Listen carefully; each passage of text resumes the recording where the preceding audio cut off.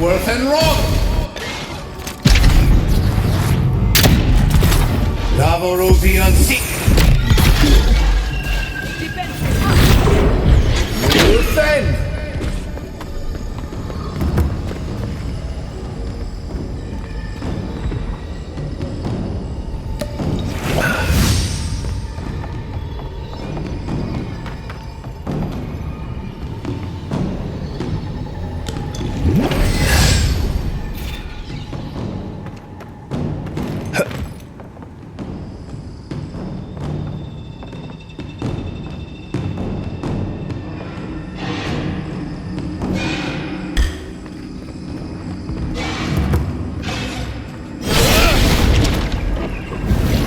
Worth and wrong.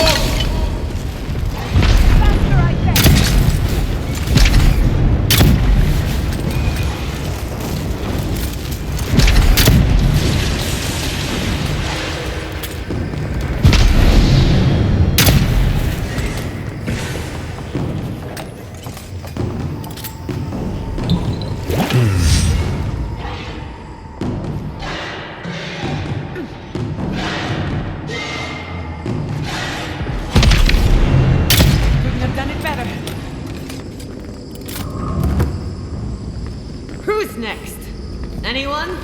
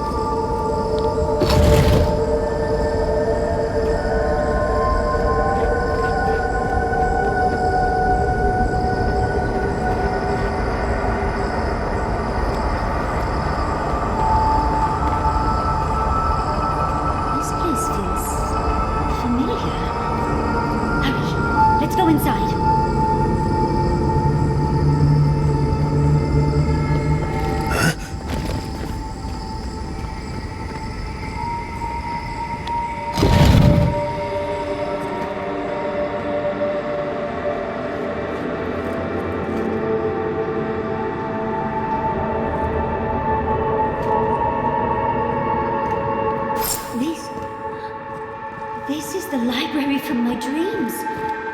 It's real? Look at all these tablets. Actual written records. Oh, somebody pinch me. And there's even some wine to read with.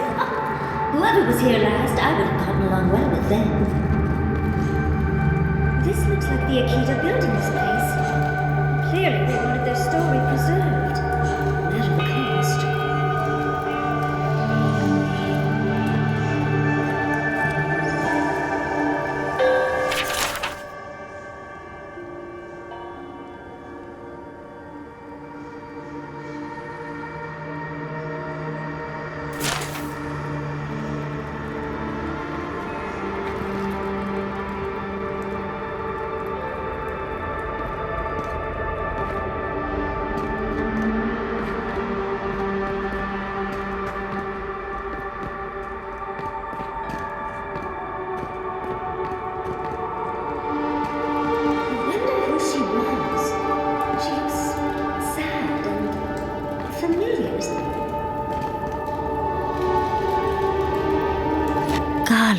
Gonads.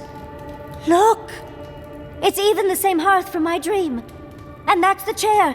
It's the picture of coziness.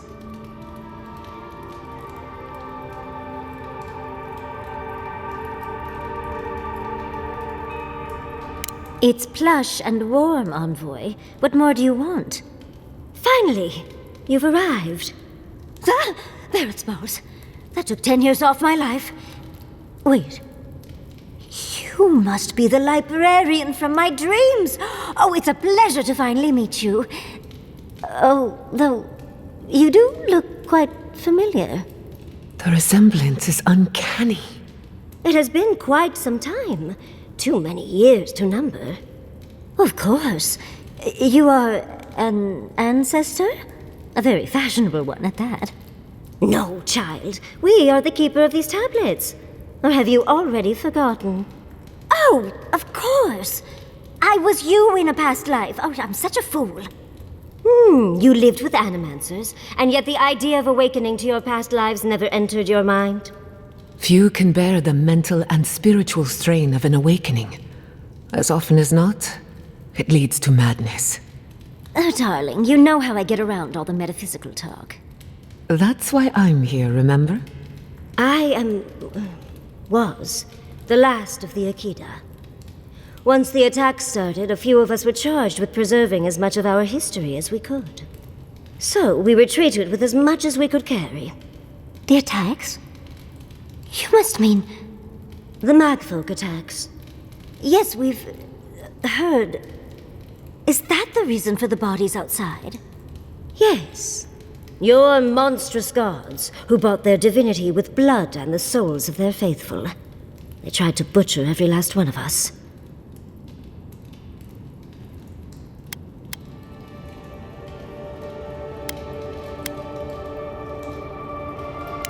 Yes. There was little else I could do. I'm a scholar, not a fighter. A lesson I'm glad you learned. But how did the Magfolk reach you in here? They didn't. Between the screams of my kin being slaughtered and the screeching of the Magfolk, I couldn't breathe. That's the screeching I heard in my dream, Envoy. I knew I recognized it when we killed that Magfolk. Once it was gone, there was nothing left. And perversely, I found the quiet worse. So I decided on another way. One that wouldn't give your gods the satisfaction. Poison? Well, at least you washed it down with some good wine.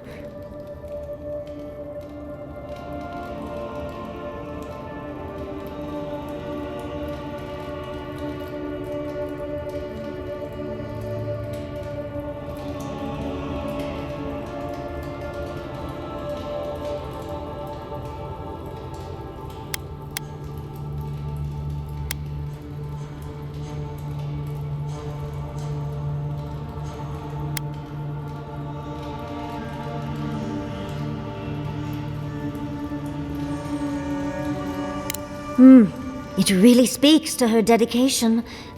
Our dedication. Yatsley, you know what you must do now.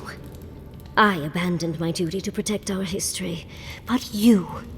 someone must tell the story of the Akida, and there is no one else. I'm already an expert. What more do you want me to do? Oh, think about it, Yatsley. You have been training to be the new protector of this collection since childhood. I couldn't ask for a better successor. But that was your duty. I have my own dreams. Yatsley, if you do not become the new librarian, there will be no other. The stories of the Akida will turn to dust, and my people, our people, will be forgotten. Just as the burned queen wanted all along, when she sent her magfolk to choke the life from us. This is all too much. What do you think, Envoy?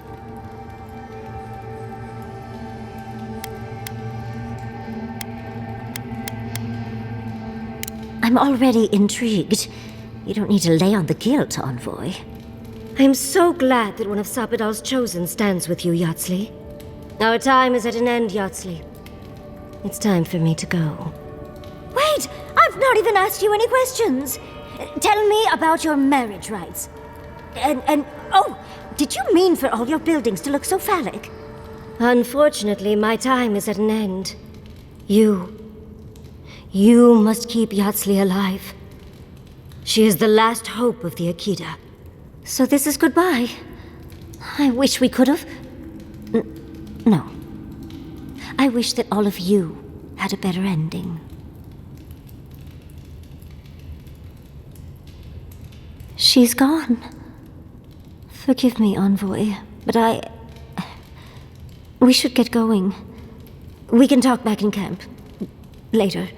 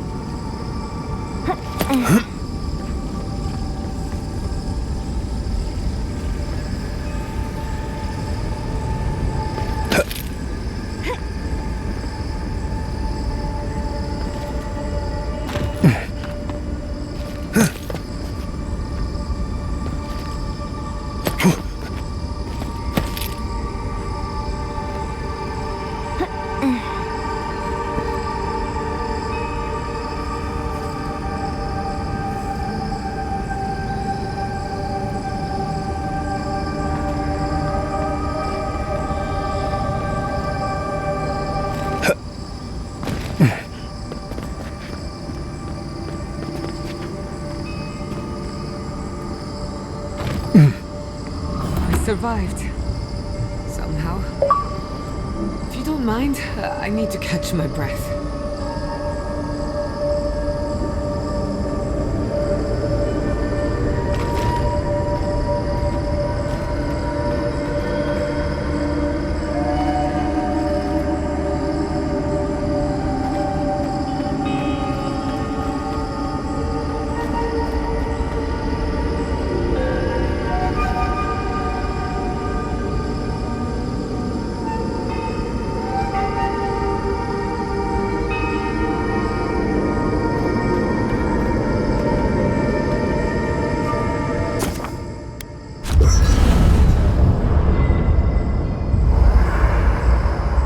There's always a weird sort of quiet on the eve of battle.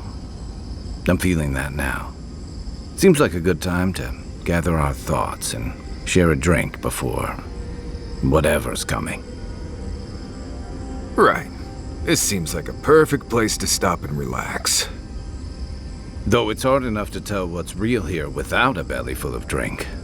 Sounds like you're nervous, dearie. I'm feeling all kinds of ways. Anxious, excited, scared, hungry. I feel it as well. It is only mortal to feel overwhelmed in the presence of the immortal.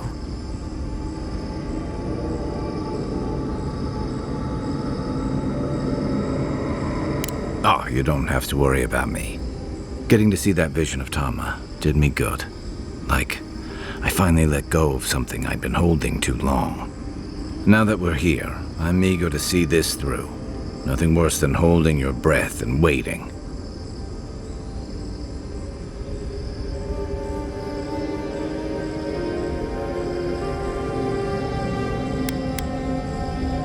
Same.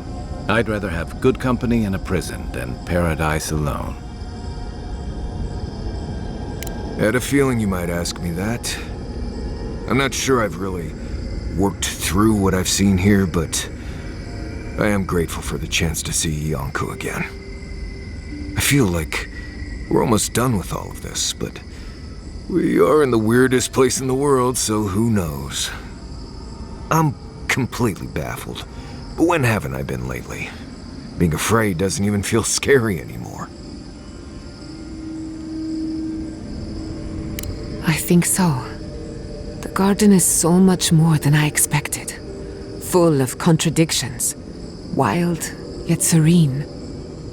Truthfully, I didn't come all this way searching for my own answers. But I found them. Or perhaps they found me. And now, it's like there's a new path laid out before me. A life after the dream scourge. We're close to something. A threshold between calm and crisis. Conflict and peace. Life and death.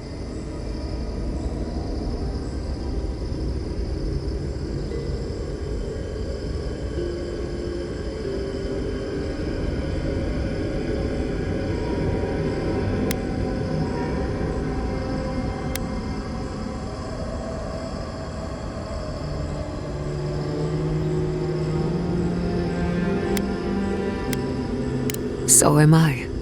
None of us could have gotten this far on our own. Well, I won't lie to you, Envoy. A lot's happened. It's not every day that you learn that you're the last hope to carry on a legacy, but... well, here we are. Never literally talked to myself before either. I think I annoyed her. Me? Oh, I think I need another drink. But here we are. I just need a moment to take it all in.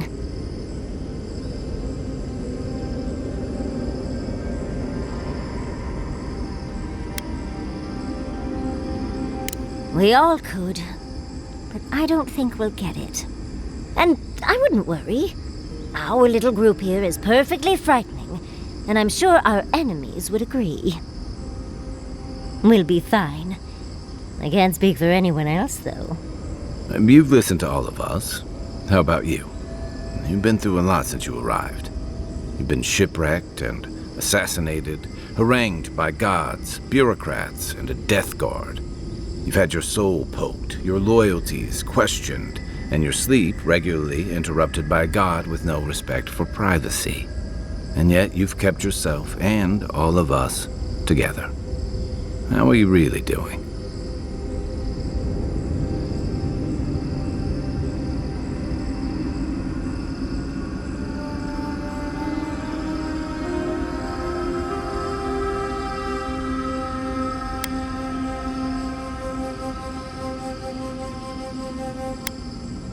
You're very resilient. Under different circumstances, I would credit your nature as a godlike. But we all know better. You're strong enough to survive anything. Zapadal picked a good soul when they made you. That actually made sense to me. As if I've learned something about souls and whatnot. I'll take that as a compliment. How about you, Envoy? What keeps you so stoic in the face of everything?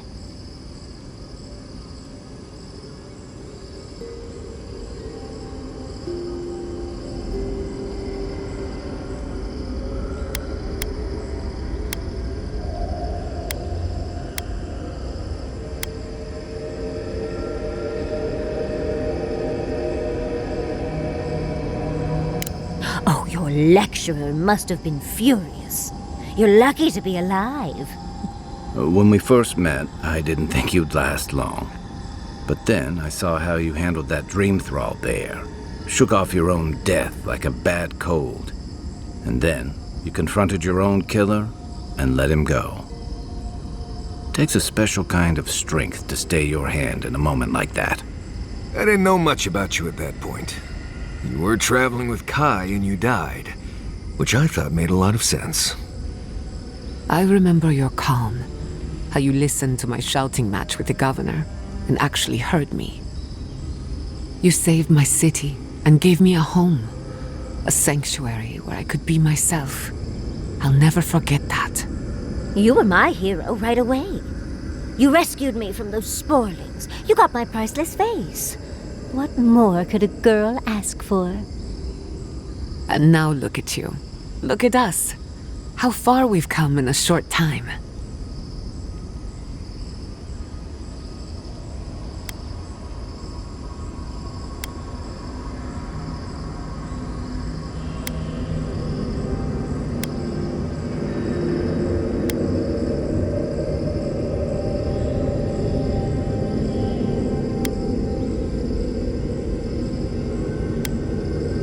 One crisis at a time, please. I can only lose so much sleep. He's right. Not to raise the sails before the anchor, but we left trouble in our wake. Fjord, Thirdborn, Solace. If we make it out of here, it won't be to a living lands suddenly at peace. Just this once. Could we forget about the rest of the living lands? Some of us could use a break. Oh, that doesn't mean it's Giada's scary story time, does it? I thought my stories were insightful. If we can't take a moment to ourselves on a floating island outside reality, then I don't know where we can.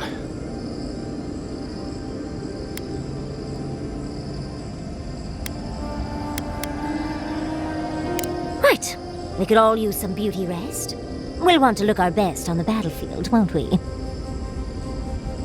Get some rest. That goes for everyone. Oh, Envoy. Have you recovered yet from our chat in the library? I don't think I have yet, but maybe talking it out will help.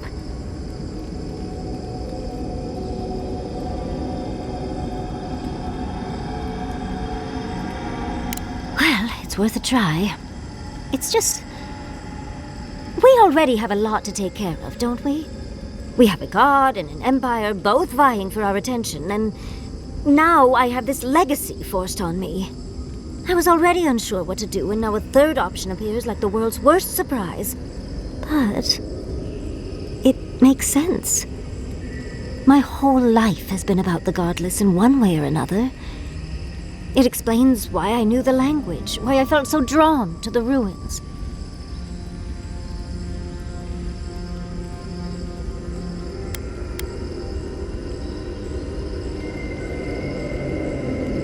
I love the man, but he'll just be endlessly supportive, the fiend. And trying to send a letter when we're on the move like this? It's a struggle. It's not an answer I would have expected, but it's an answer. And now that I know, I kind of thought, well, honestly, I feel more full. Like a puzzle piece sliding right back into place. No matter what happens, even if my path doesn't lead to the library, I feel better than I have in ages.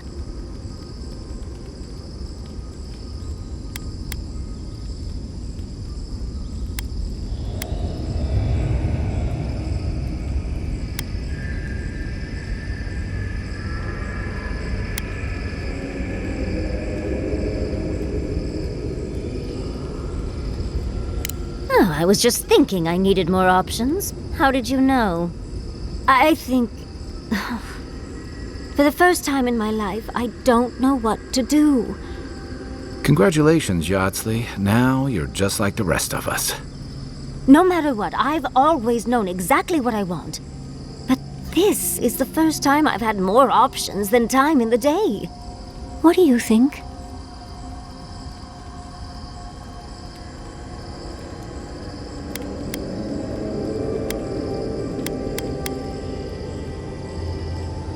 You're right. The Akira have been with me my whole life in one way or another. I owe it to them and myself to see it through to the end. Thank you, Envoy. I've been agonizing over this for longer than I want to admit. Finally picking a destination makes the journey a lot easier. Oh, but I am not looking forward to telling Quilici. He'll understand. Your happiness and fulfillment are everything to him. Well, come on. We've bigger things to deal with. Literally, in Sabadal's case. Much as I'm loath to relinquish the spotlight, we should be off. And Envoy, thank you, truly. Now, let's go.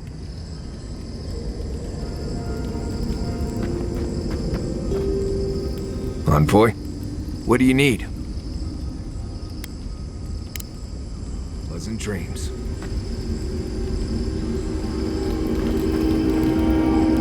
I don't plan on getting much sleep. Might as well stay up and talk. I don't know what I expected.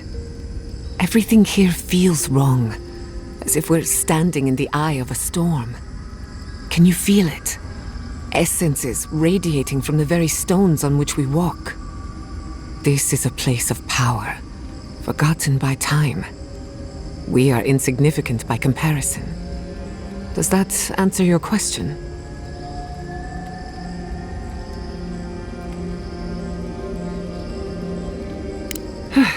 Thank goodness.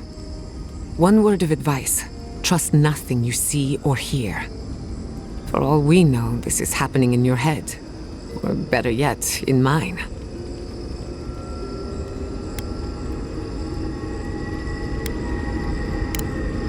Thanks for talking. I've heard of strange colors in the sky, and weeks of twilight in the white that wins. Wonder if it's anything like this.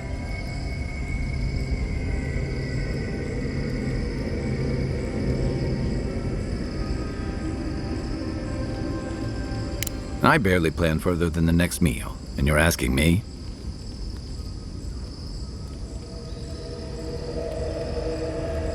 I don't know, Envoy. I just try to take each day and each battle as it comes. And you can see where that's gotten me. But I think it's possible to be too prepared.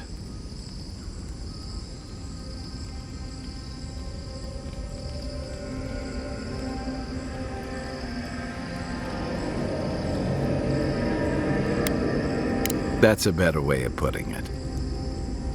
You know what all of us think by now. Ultimately, you're the one who has to decide what to do with Sabadal and where your loyalties lie. My advice? Get a good night's rest, and when the moment comes, follow your instincts.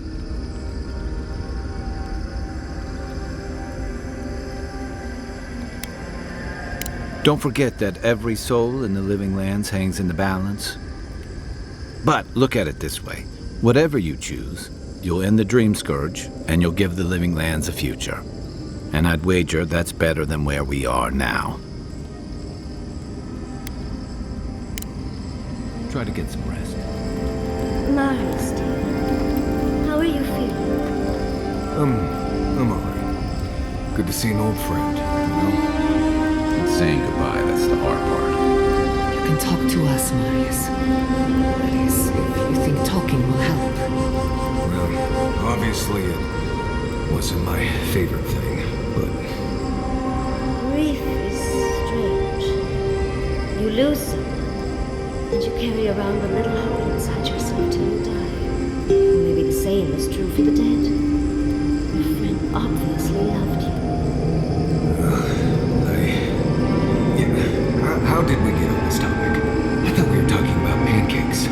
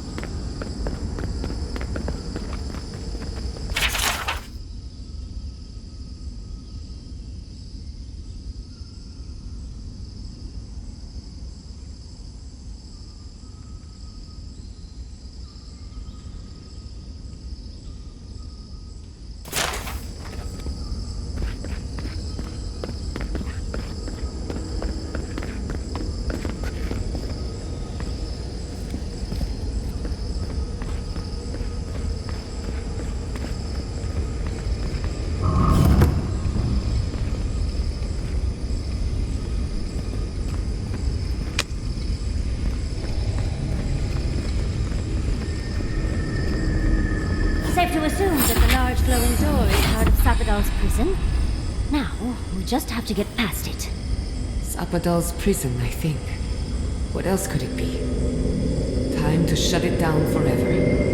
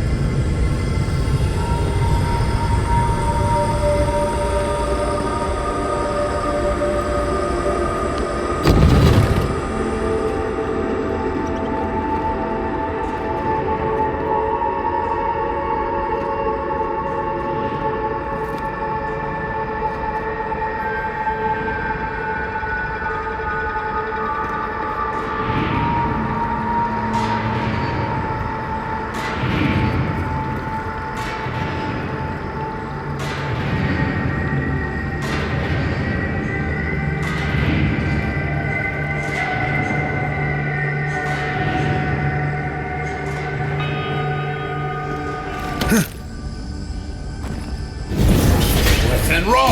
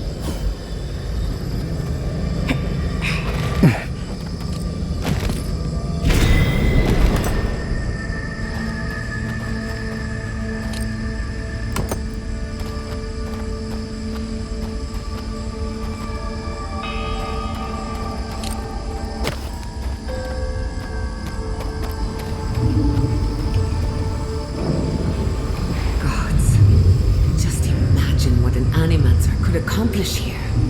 It reminds me of the phantasmal focus, but more, so much more. I don't know why. It feels like we're being watched.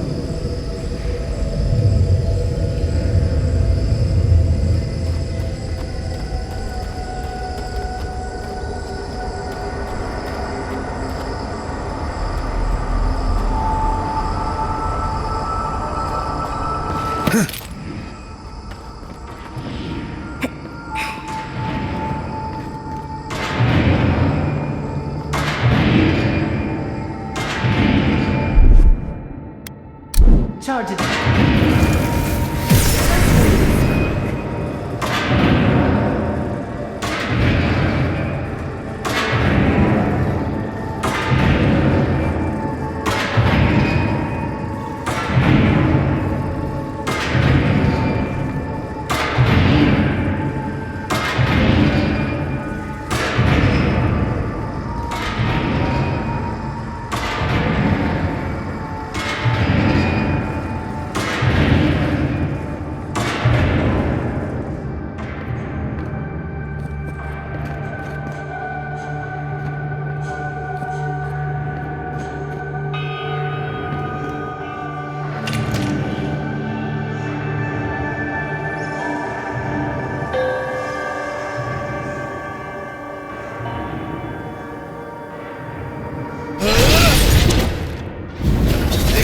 and rock!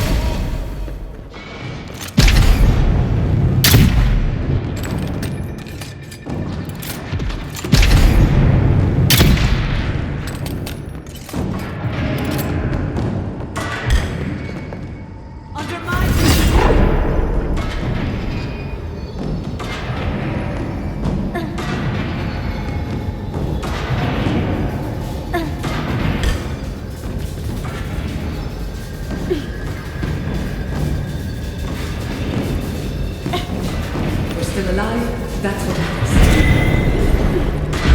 Defend!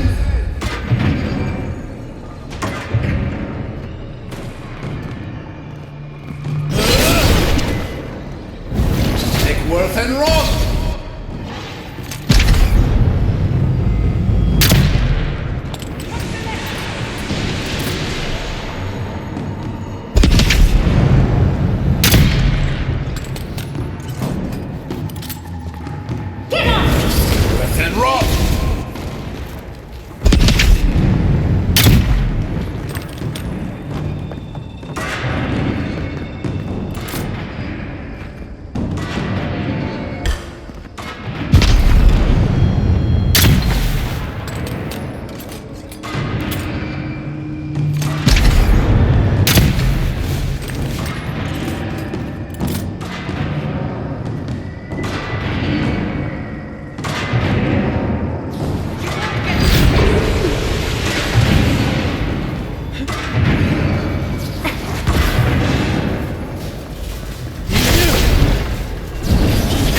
And rock!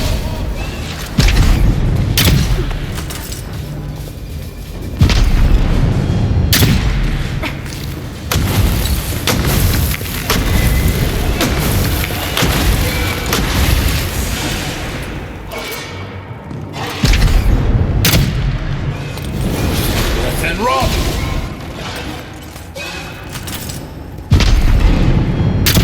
It's easy when you do it.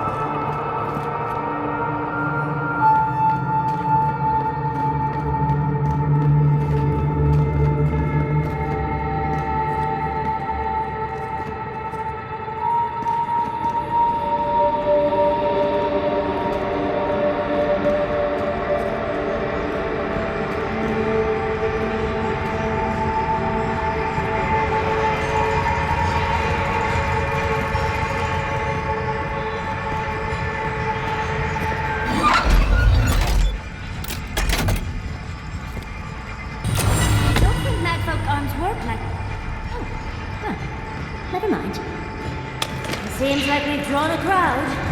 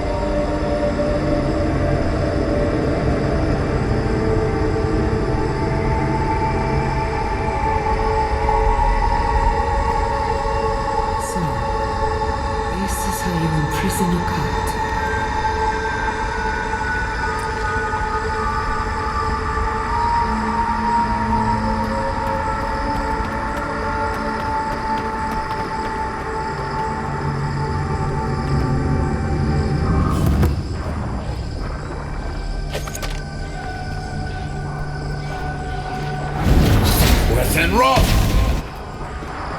Never had a chance. Oh, big mistake!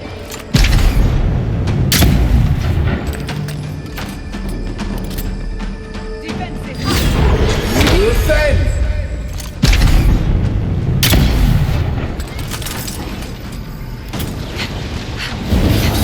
And rough!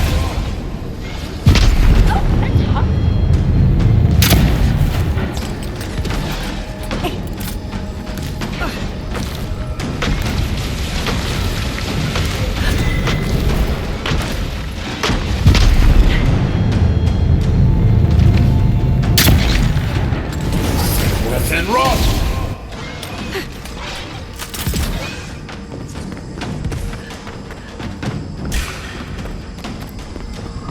Hot! Too hot!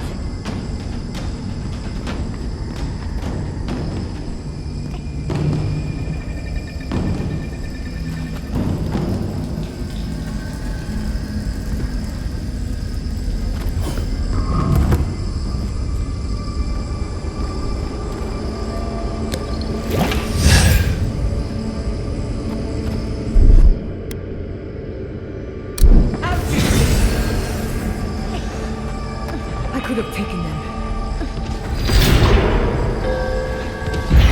Defend!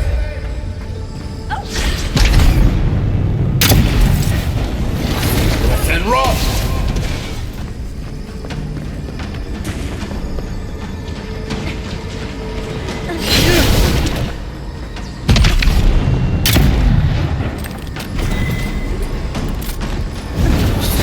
And rot!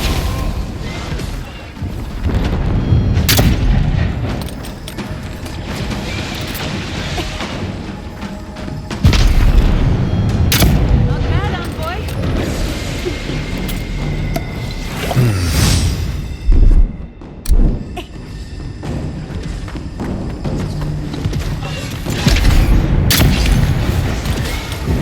Take worth and rot!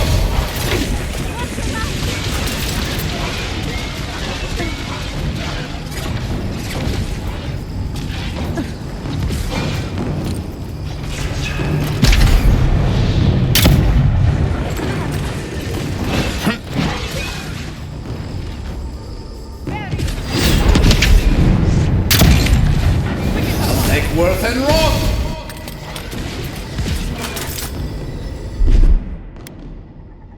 Gather round.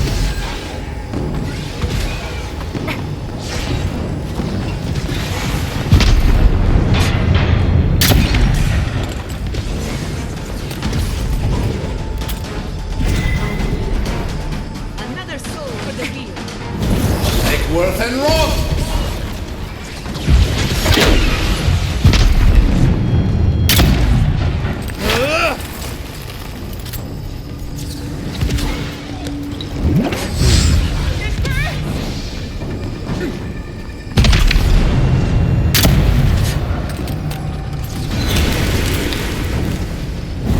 Take worth and rot!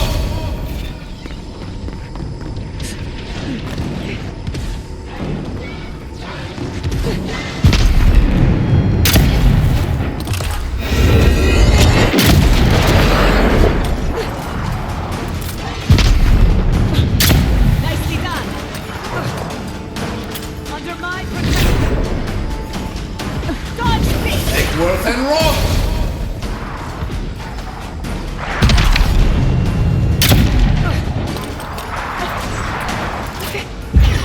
Defend! Faster, I say!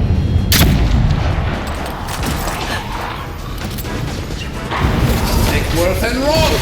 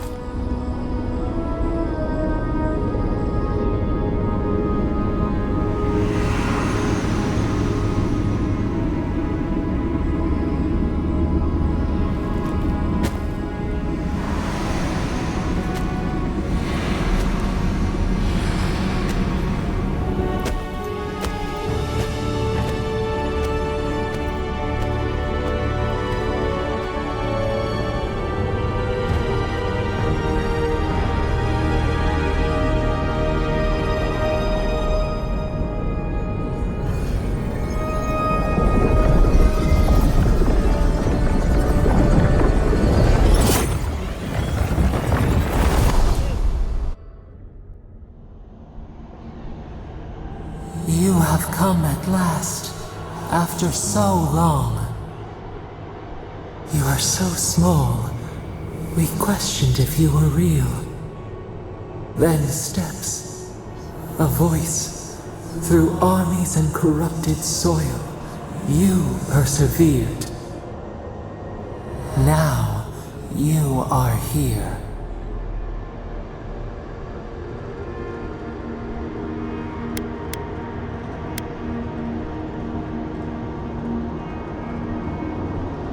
It is real enough to hold us, a fortress, a nightmare. We were innocent once. We woke, and we wanted nothing but connection. But the other gods imprisoned us, left us to suffer alone in this place. But you are here now. You found us. A sprout in the endless winter. There is little time. We would be freed from these bonds. The Strangler is close now. We feel her wire against our flesh.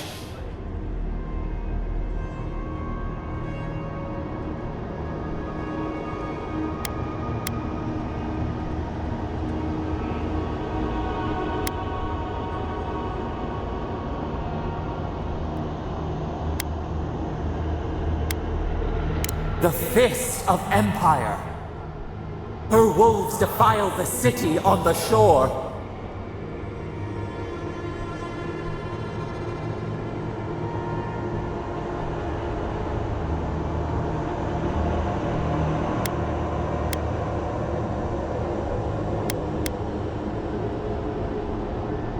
Blood on the tile. The people's cries ring in our ears. She pierces us now. Now, we will not brook this. Not again. A spark. Wait. The essence bends here. Time flows into itself. You can reach her. Will the garden to open. It will take you there.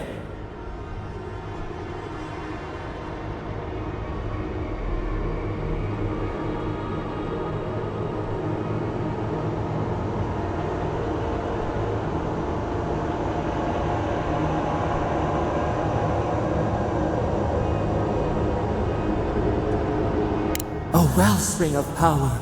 We strain, but we could clear the way. We were everything. What have we lost? What multitudes could we contain? We could run, leap in the water, flourish in forgotten hills.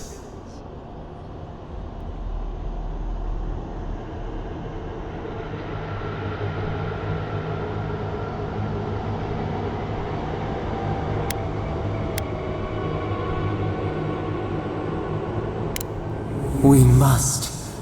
We shall. We have been thinking of this. We mourn our past. We only seek peace now. A chance to regrow.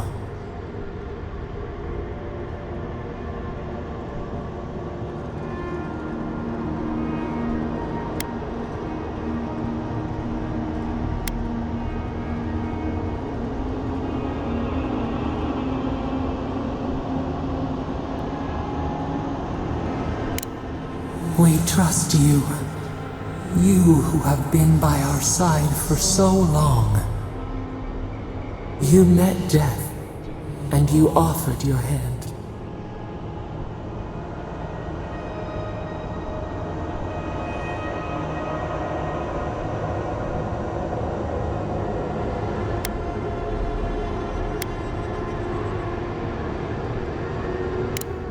You taught us mercy. Always mercy. We saw how you would fight for those who could not. Give us peace. We want a chance to change. We deserve that opportunity.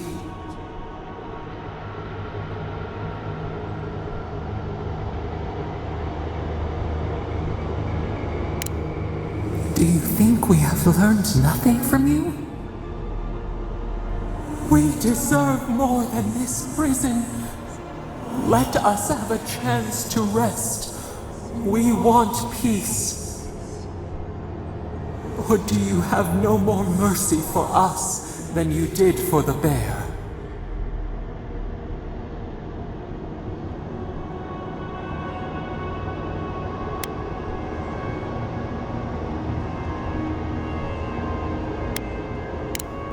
Yes, we have seen what you do to those you call monsters. We asked what you would do with an animal that sickened after a fight. Do you remember what you said?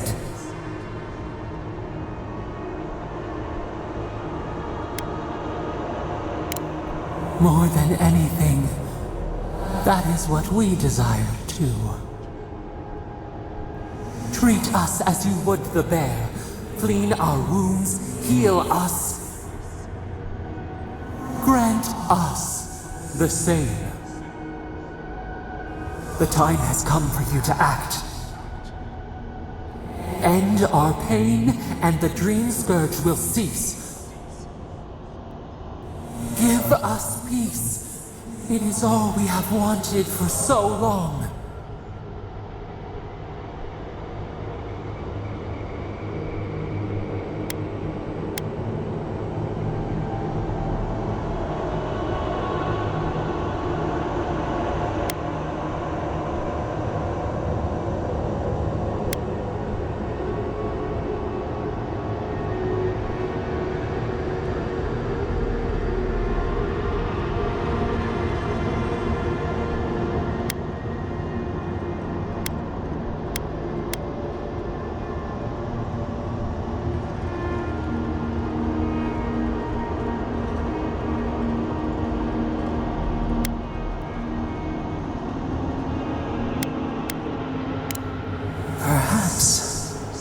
There may be another path. What if the bear's spirit came to inhabit another's flesh? Unity, emergence, we would become one.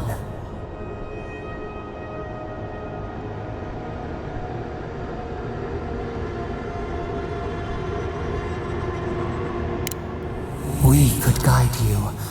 We could care for you. You would never be desolate again. You would never wonder about your place in this world. You would not question if you were loved, and no one would dare question your right to live. And we would never be alone. We would be entwined with your heart.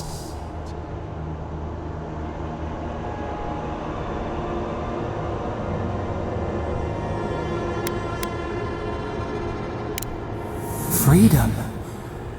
We see your focus. We see how your essence bends our cage. Center your thoughts. Reach for us. Clear the fog. Tear down the gates. We were so blind, so lost. We brought such horrors to this place. We feel bright. We had forgotten what it is to live. We will grow, tend, flower. We will always remember this. We will remember you when you are ash and soil and mulch.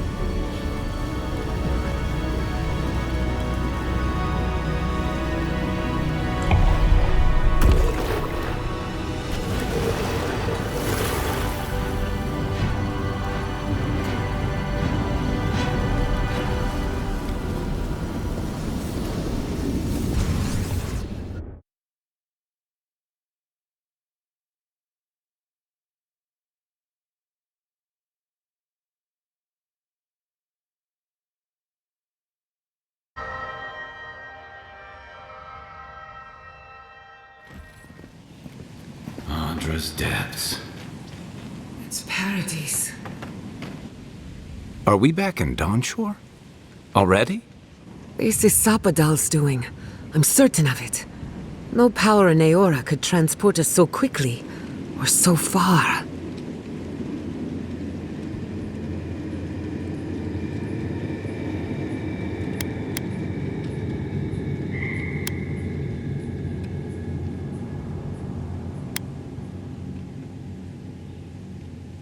Doubtful. While they were in chains, so too was their power. Are you seeing this?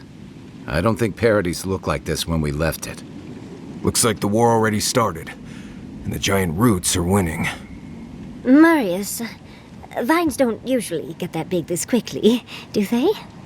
Based on their growth and size, I'd say we've been gone 2 or 3 weeks.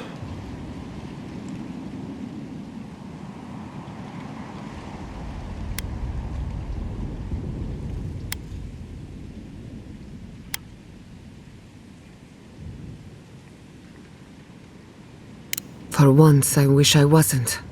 Who knows if the garden affected time, or merely our perception of time, assuming there's even a difference. It's like how a body fights an infection. The fever gives you strange dreams that feel like an eternity. Look at this place. Feels like we're still in the dream. And not just us. Those are more your people's ships in the harbor, and steel garrote banners past the barricades. That can't be good. Even Ringrim is here. Perhaps we'll get to see an archmage in action. I think I see Elia as well. What a strange reunion this will be. The Blessed Wardens are here too. That conflict we've been trying so hard to prevent started without us.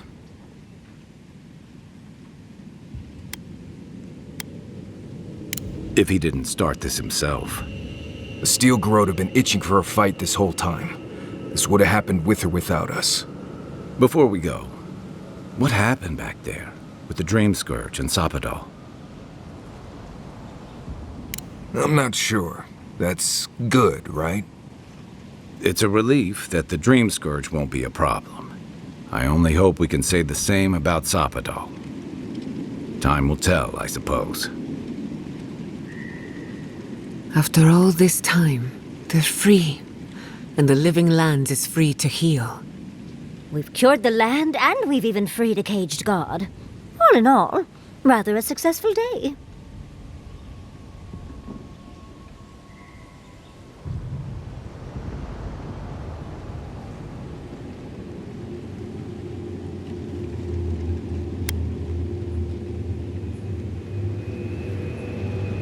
Kid and God entwine. The flower shades the soil in which it grows. We should take a look. See if we can get ahead of whatever storm is brewing down there. People seem to be gathering west of here. Whatever's happening, let's be a part of it.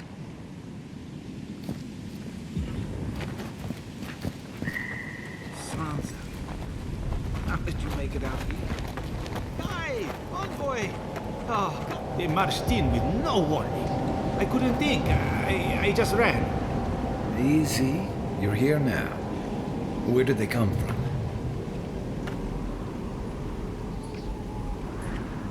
Envoy! What does the garrote think they're doing?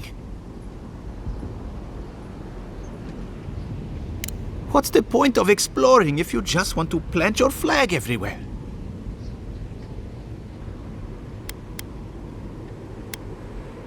I took my notes and bolted when they came through Hightown. They didn't think I was worth the trouble. Right now, that's a good thing. If you're looking for survivors, a few of us fled to the Balrog. How many? I'm not sure. I saw Sapiento. Gods, I hope they're not trapped in there. I am sorry I can't be more help.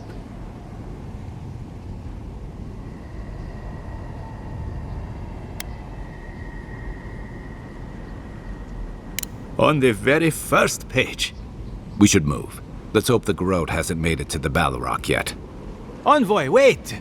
Before you go, I may have something for you. I took some supplies when I ran. If you think they'll help, they're yours. I'll even give you a discount. You know, for saving the city and everything.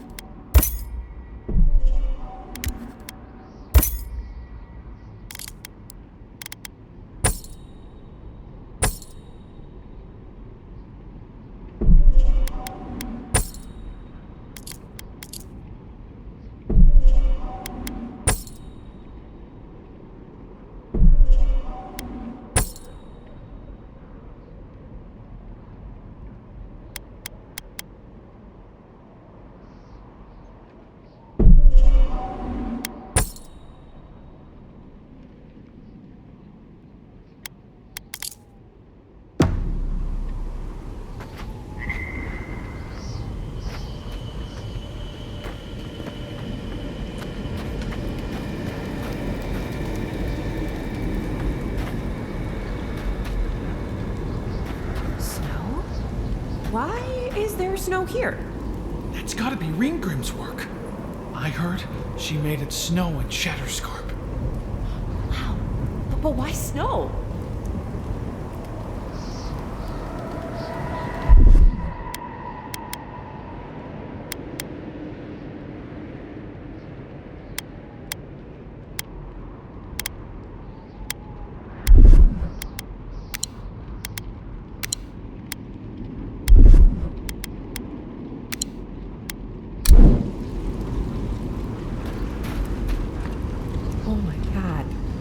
Been this close to an archmage.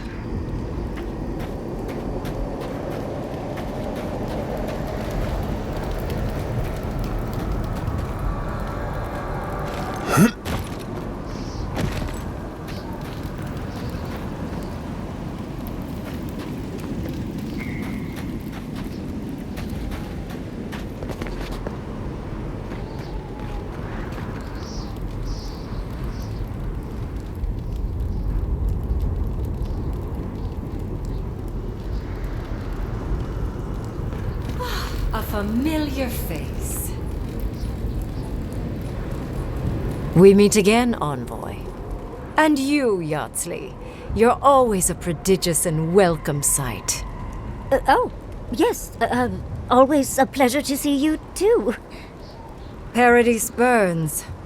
Thanks to Ludwine and the Steel Garrote laying siege to it. But the Dream Scourge is gone.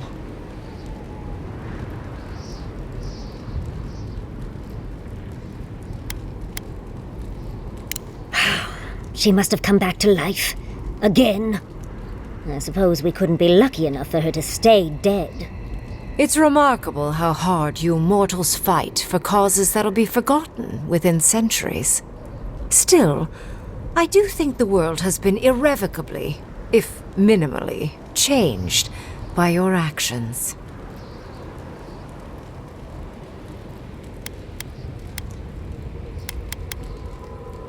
Perhaps. A new god being set loose on the world is certain to have consequences. Mostly, I'm curious about whether you think you've made the right choice.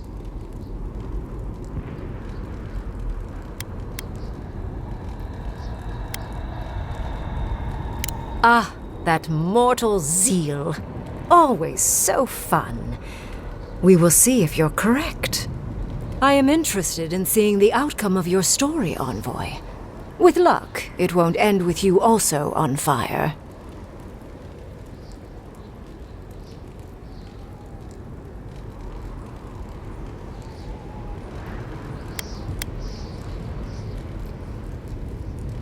I prefer ice, personally. But to each their own. Goodbye, Envoy. And Yardsley, I do look forward to when all of this is done. I am eager to work with you. Oh, yes. We'll, discuss that later.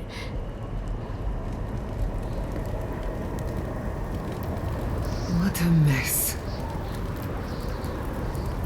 Paradise has really gone downhill, hasn't it?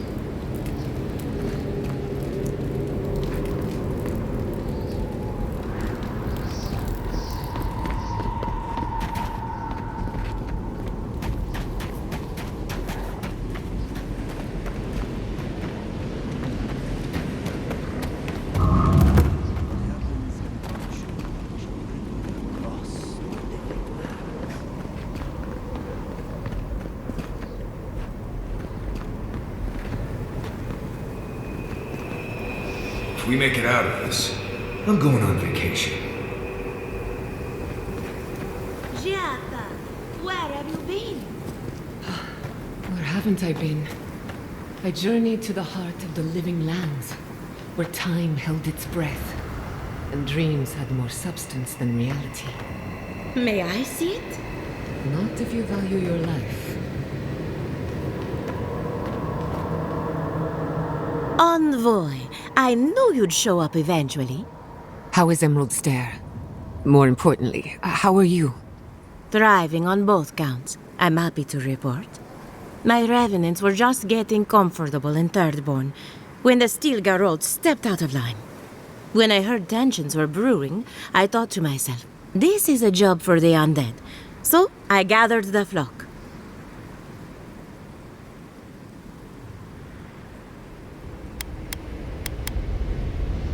Likewise. I'll keep them on a tight leash, just in case the Steel Garrote breach our defenses. Better to have them and not need them. Oh, and I've been meaning to thank you. Whatever you did in the garden seems to have worked. Emerald Stair is healing, believe it or not. Once this is over, our crops will flourish like never before.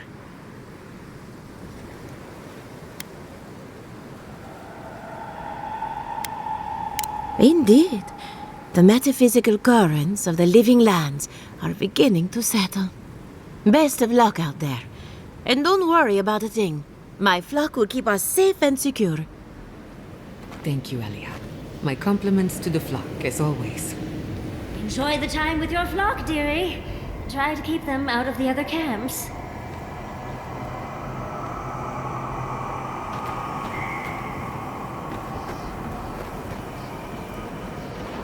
Oh, Envoy, how good to see you here as we stand together at the brink of this historic event. I don't know if thank you is precisely what I want to say, but I am grateful to you for bringing Dolna's theft to light. Paradise burns from the torches of the Steel Garrote. The people of the living lands stand ready to defend their home.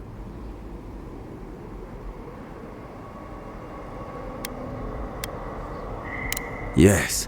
What happens in Paradise now will decide the fate of the Parkrunen after all. What's the plan if Paradise falls? We will find a way to persevere. We Parkrunen have a gift for surviving inhospitable conditions, and always have. Whatever the outcome of the upcoming battle, do not forget us. I fear that more than our deaths. If Edир and the Steel Garrote have their way, they'll strip the history books of any mention of our culture and our ways. Future generations will only ever know us as an appendage of the Empire. I hope it doesn't come to that.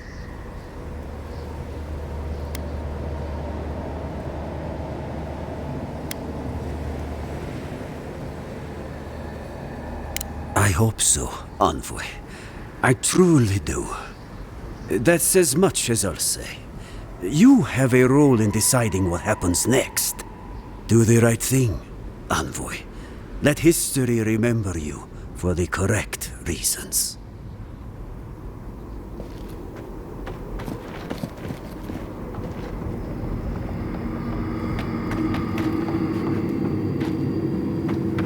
We know you. Did you help us? We must have seen you in a dream.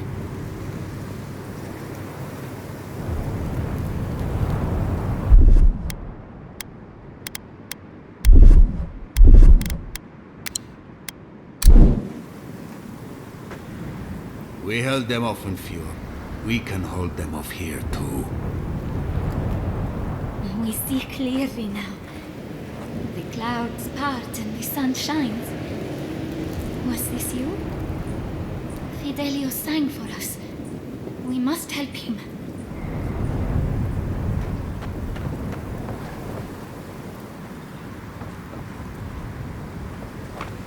How's Casagrada? As prepared as he'll ever be. Who knows? Maybe all this will make a hero out of him. We don't need more heroes. We need everyone to come back alive. I'll give you that. Just be ready. Nobody's taking Paradise today. Not on my watch. I'll stay back here. The others can provide close-range support.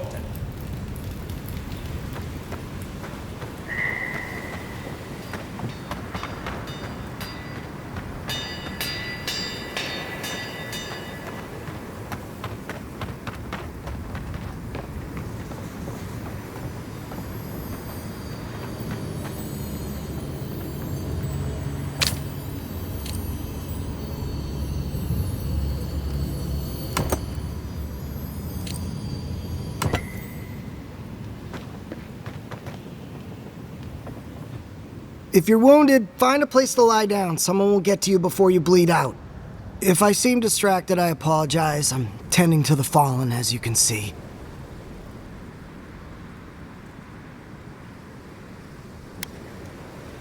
I've seen plenty of her handiwork, though she doesn't leave much to sew back together. Unfortunately, my hands are full with the dying and the dead, and there's too many of both. If I don't get any sleep, I might be the next casualty.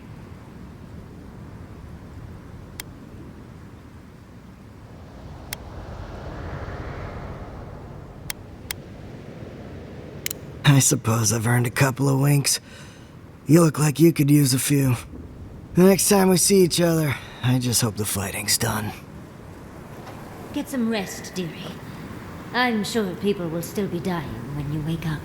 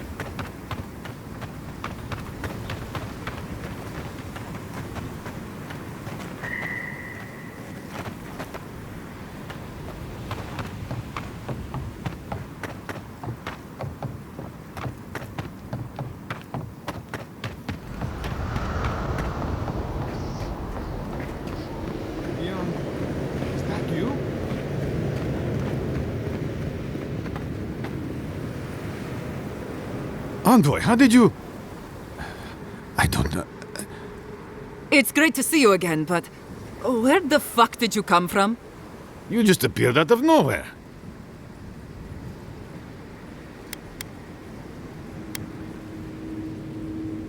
The fuck? Ah, your face. We all wondered whose godlike you were. That's not important right now, Radut. Right. Forgive me, Envoy. I won't keep you long. I just want to make one request while you're here. As much as you can, be good to the living lands.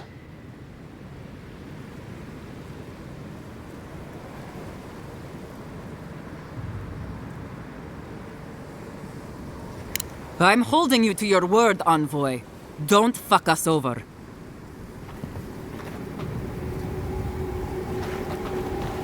The time for standing by is over. Good. All together now.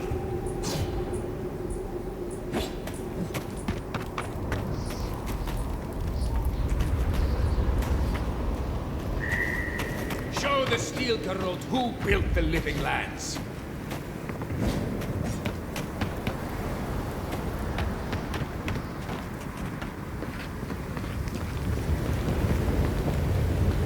Has the Emperor recalled you to his side, envoy?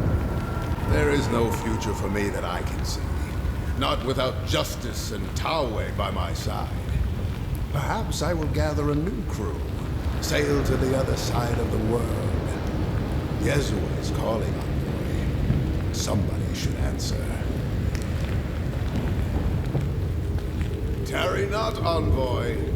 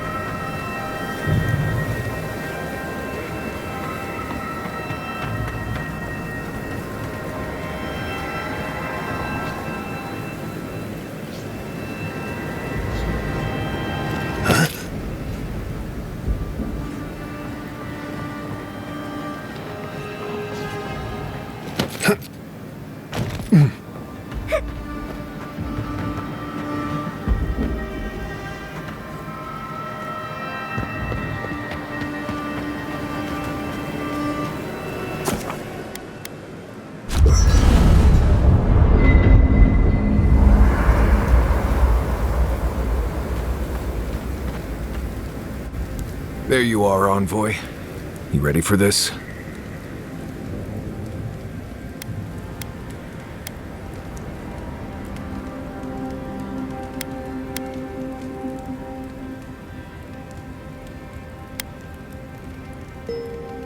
Understood. Same here. I guess it helps we have a god on our side, right? I mean, a god beats a skeleton knight any day. This is just cleanup. Just figuring out who controls the living lands from here out.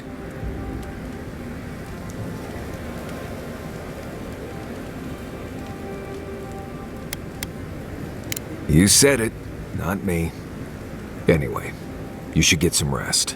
Oh, if you need to rehearse any speeches or whatever, make sure you do it in front of someone else.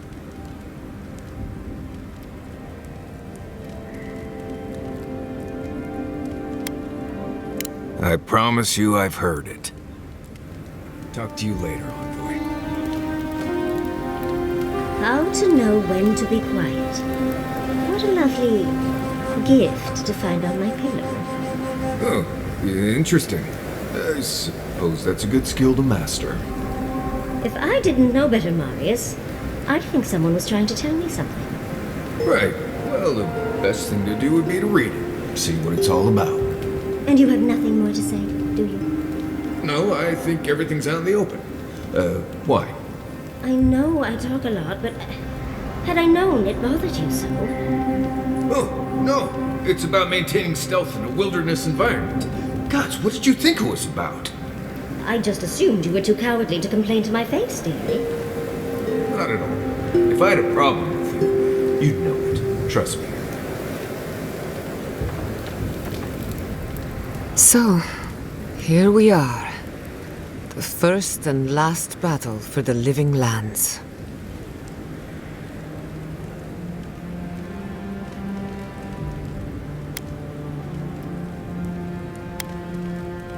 Try praying instead of just hoping.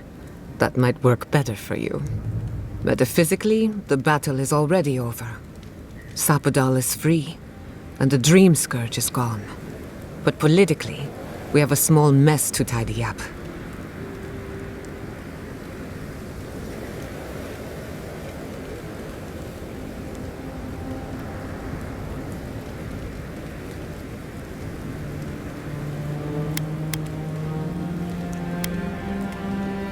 I'd rather be an outlaw than live under Ediran rule. Anyway, who knows what tomorrow will bring, so let's be grateful for today. You've earned a little peace of mind.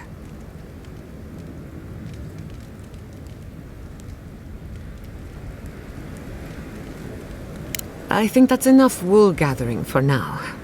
Besides, I need to tinker on the phantasmal focus. Make sure it's ready for war. Don't stay up too late. Go on then. I'm listening. You too.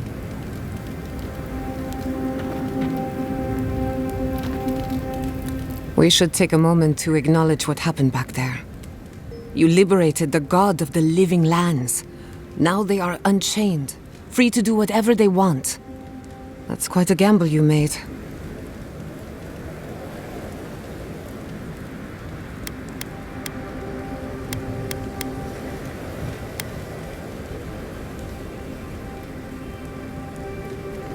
No doubt it would have gotten worse over time. If not for you, Sapadal would still be pacing their cage like a wild animal. Which means you have leverage over a god. How do you plan on using it?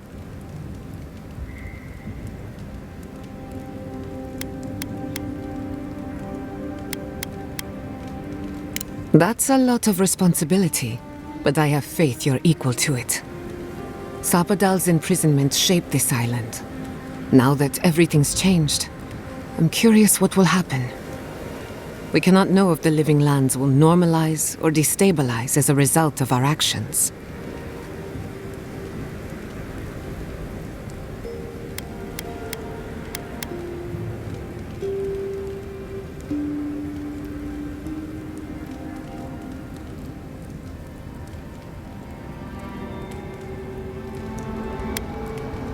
Eventually. Maybe you'll find some comfort in prayer, now that one of the gods is listening. I hope you don't mind me bringing it up. The subject matter is a bit much for our little camp.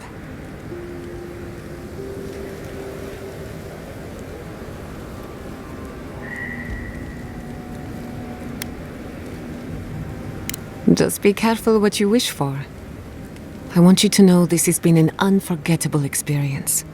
Wherever we go from here, I'm grateful to have been a part of it.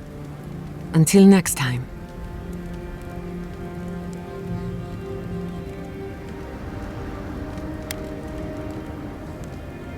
For you, anything.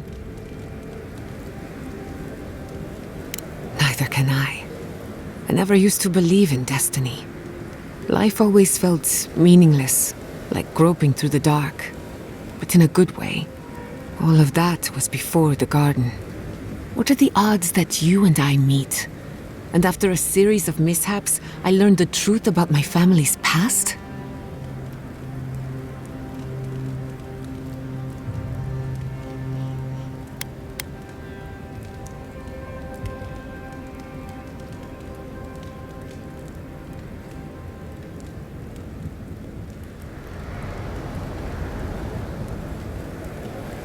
Destiny is truly unavoidable.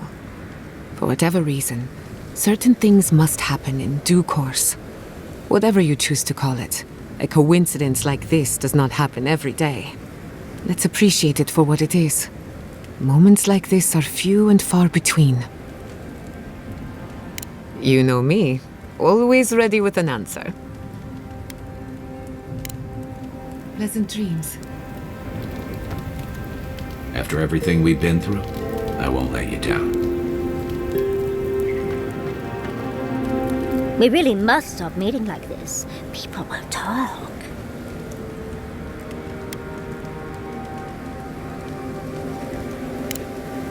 Don't mind if I do.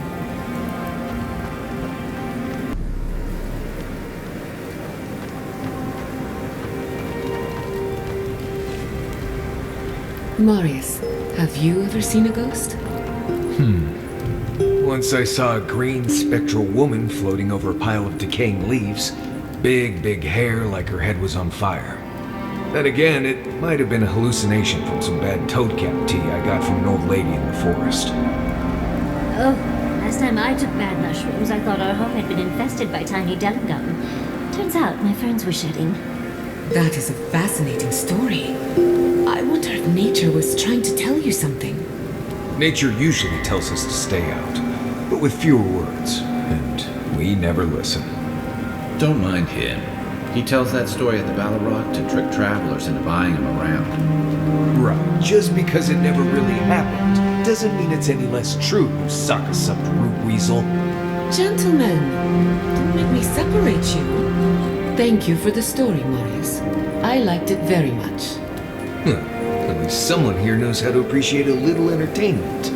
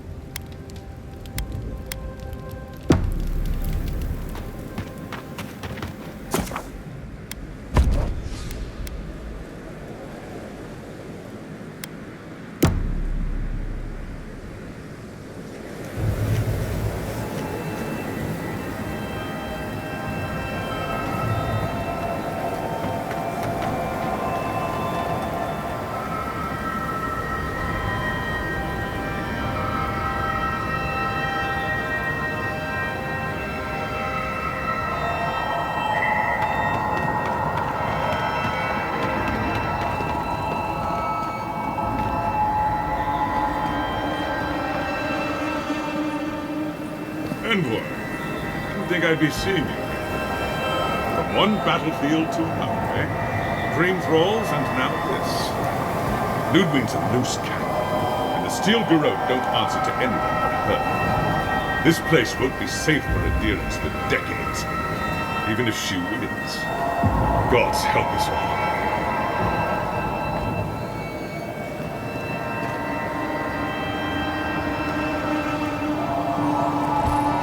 Envoy?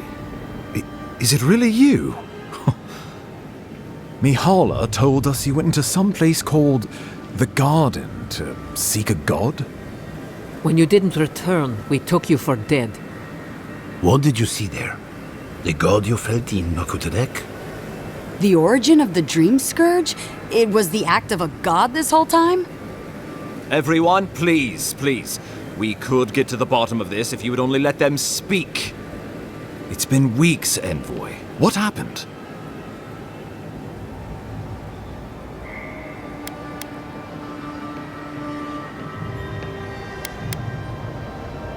Sabadal was responsible for the Dream Scourge.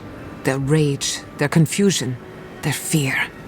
But the plague isn't over. Dream Thralls still litter Shatterscarp. There won't be any new infections. We've put a stop to that for good. Unfortunately, there's little we can do for those already in the grip of the Dream Scourge. We can give them comfort, nothing more. This will be a process. The Dream Scourge was never going to simply go away overnight. I suppose it stands to reason. I found that a quick fix is often anything but. What of this god, then? What does it mean that you freed them?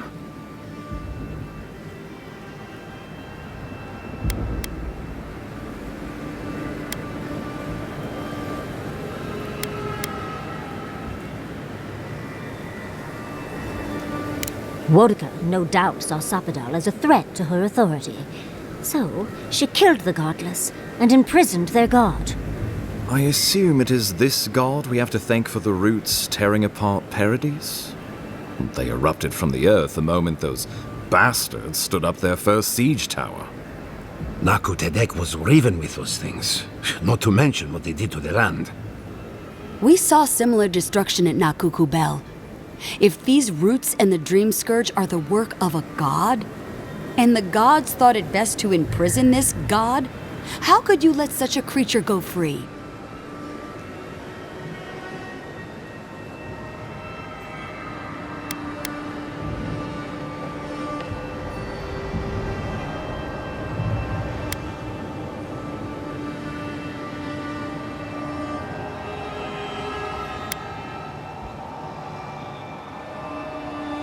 For now. Who's to say they don't get their feathers in a ruff again and wipe us all out with a tsunami? It was Adir's arrival that disturbed Sabadal. We'll have nothing to fear from this god once we expel you from our lands. Sabadal's power ravaged my people.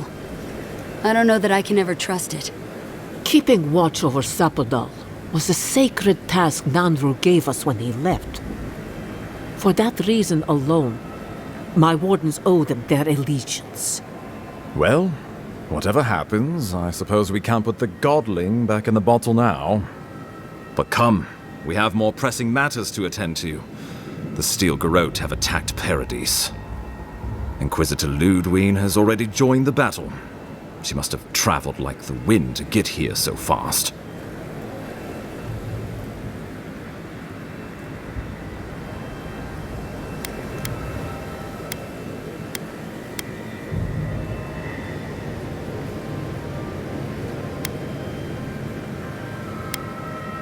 Well, you might not believe me, but I didn't want any of this to happen. It was Ludwine who called for the attack. I didn't hear an answer, Ambassador. She and her Steel Garrote laid siege to the city, shortly after you beat her to the garden.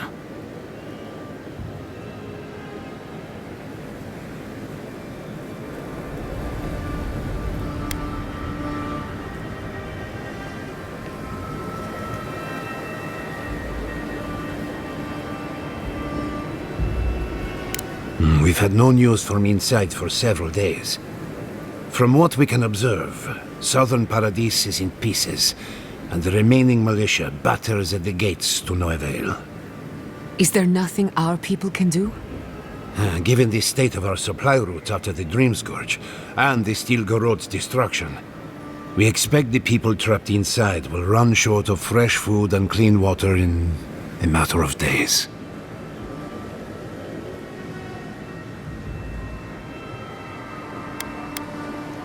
Well, it's been a point of debate. We can't agree on how to stand against the Steel Garrote, nor who should lead the effort. Nobody wants to risk their people at the front. So you let the Paradise militia go it alone? Even if our meager forces should make it inside, the siege won't end until Ludwine does. And none of you know how to kill her. Precisely.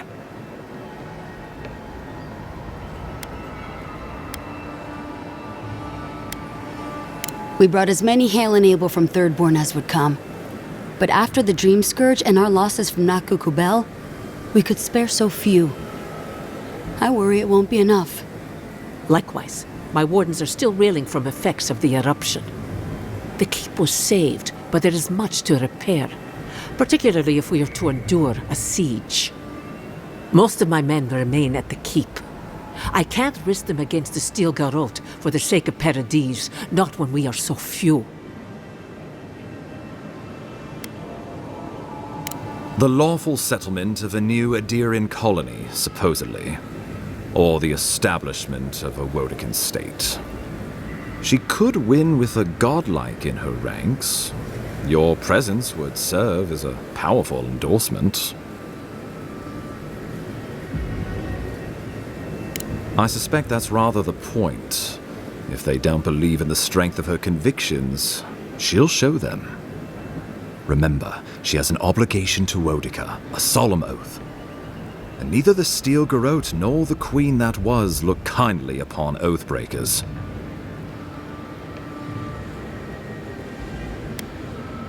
Because a victory here would discourage resistance elsewhere. The better question is, why didn't you stop her?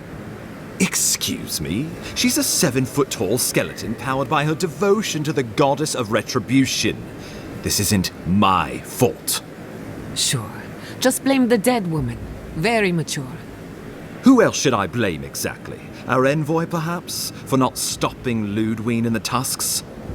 You could start with blaming your own incompetence.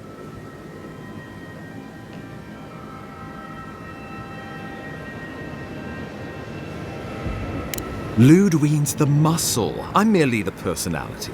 What was I supposed to do? Frown her into submission? What good are you as a diplomat if you can't even keep your own beast under control? The Inquisitor was so convinced the Living Lands would unite against Adir that she's nearly made it true. One people, one law, one true God. That's Ludwine's vision for the Living Lands.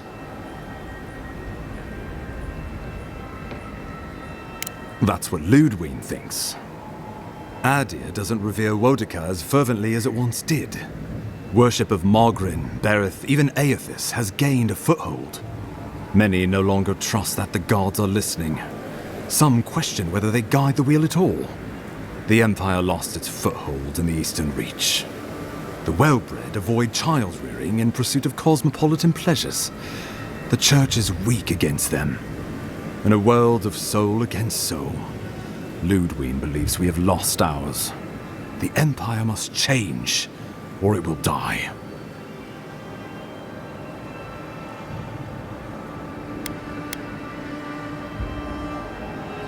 How could I know what paths her convictions would take her down? You and I both know she is not the only one in the Empire who feels this way. Even the Emperor can see, in some sense, that she's right. Why else would we be here?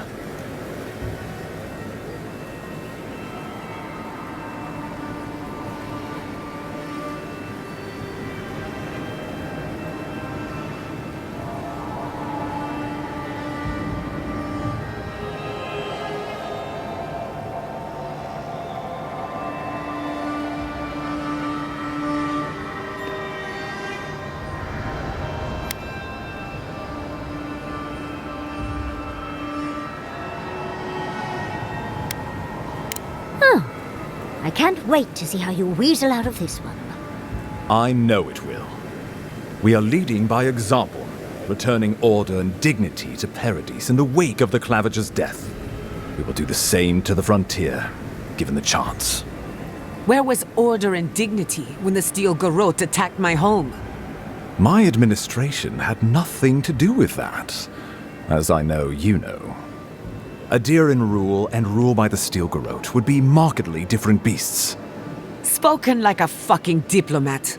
Splitting hairs when it all comes from the same head. Order and dignity. That's what you think we're missing? Bastards! All of you! You will take it all, whether the chance is given to you or not.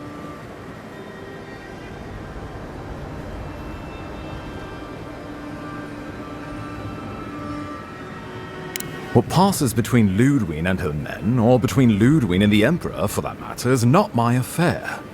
But if I had to guess, this was the alternative. Your empire is doing what it does best. Stamping out dissent until surrender is the only option. Your republics are hardly any different. Their intentions in the Deadfire were certainly not pure. As you say, we left the republics for a reason.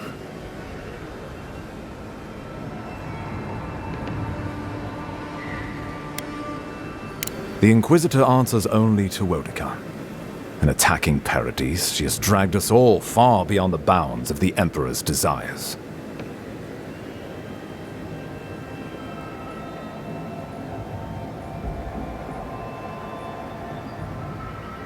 Ludwig agrees. Our success would model the order and dignity of the Steel Garrote, for whatever that's worth. You can say what you want, but you're still trying to subjugate us. You think I'll ignore what I've seen with my own eyes? The Empire has brought us nothing but chaos and suffering. When I think dignity, I think of the people who attacked Fior Messiverno unprovoked. I've answered your questions. Now I would like you, all of you, to answer mine. Ludwig has sent a message to the Emperor informing him of her attack. He will send advisors and reinforcements swiftly in response. What will his representatives find when they arrive? A new colony? A budding grave room? Before you face Ludwig, you should know what you're fighting for. All of you must decide, together. But whatever you decide, understand, the days of the frontier are done. Adir will come. Indeed, we are already here.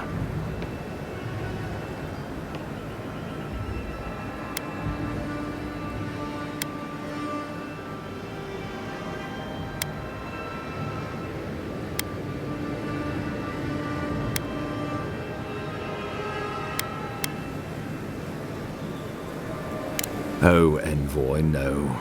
Do not suggest that lightly. Think of the Emperor, there would be reprisals. Ones which this conclave could not survive, fractured as you are. Not unless you came together and formed a nation of your own. It would be difficult. No, impossible.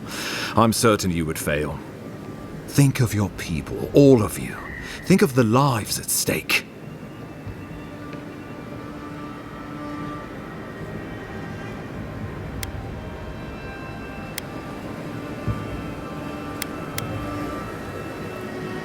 Risk into bounty.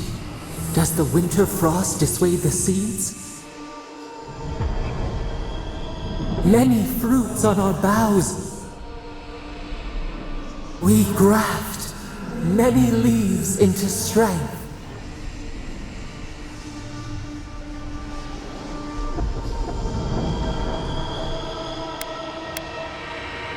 Though I'm hardly eager to work with any of you, I like the idea of twisting beneath Adir's boot heel even less. So long as the Wardens can continue our vigil, I'm open to uniting, if you are. It's a nice idea, but consider the costs. If we walk away from a relationship with Adir, we're leaving a lot of trade on the table. But the people of Thirdborn have friends in the world. I'm sure we'd find our way through. With the Envoy's support, we'd have a god in our pocket. What could the Empire do to stop us? When my people return to Fjord, we could create such miracles of animancy, the Living Lands would become the breadbasket of the world. We deserve our autonomy, even if we must fight for it. Anything less would be surrender. Fleeing someone else's laws and authority is one thing, setting up your own is another. We're an island of misfits and dissidents. We'll still have to surrender some of our autonomy, and we won't agree on what that means overnight. We'll be vulnerable. Without allies, other powers will see us as ripe for the picking. Know that this is a hard road to walk. We were fine before Adir came. We'll be fine when they're gone. I think we ran things perfectly fine before your kin got here. Of course.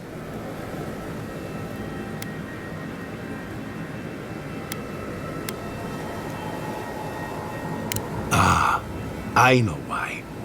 You have seen more of this land, and met more of its people than any of us. Your opinion is informed.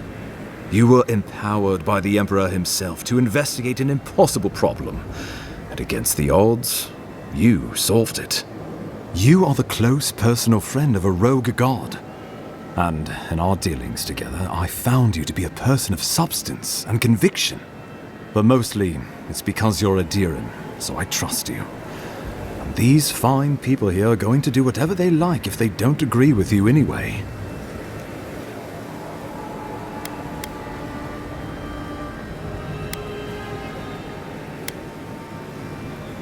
The Living Lands would retain its own laws under a grave appointed by the Emperor. The grave would be expected to promote and develop the Living Lands to our mutual benefit. They would divide the island into administrative districts and see them governed by mayors appointed from the local communities. The island would provide tribute in the form of resources and taxes, and in times of war, soldiers. The Empire, I should note, is nearly always at war. In return, the Living Lands would enter Adir's sphere of influence, and should outside nations attempt to invade, we would come to the Grave Room's aid.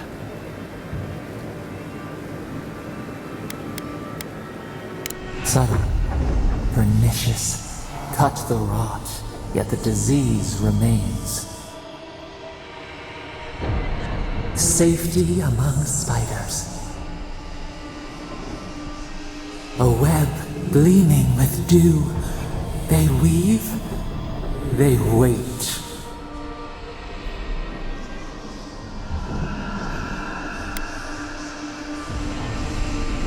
We give up our fighters and the wealth of our lands, and get promises in return. But we have wealth enough to give some away, if it means my wardens may return to their vigil in peace. A grave room could work, so long as trade keeps moving through the Scarp and you're willing to serve as our go-between envoy. And we'll have cannons enough to deter the adherents from trying anything stupid. With the Dream Scourge ended, my people can soon return to Fior. If a renewed animancy could easily feed the island, I suppose we could send Adir what's left. But when lean times come, who will we feed first? Ourselves or the Empire?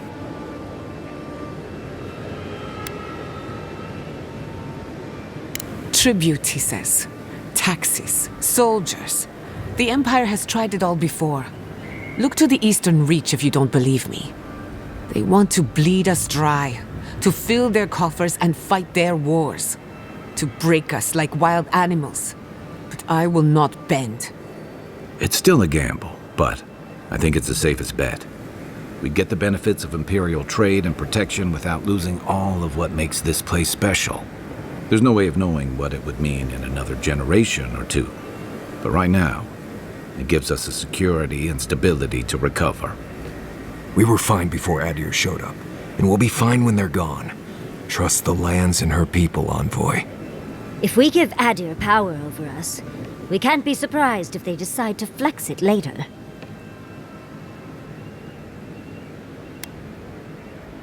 Of course.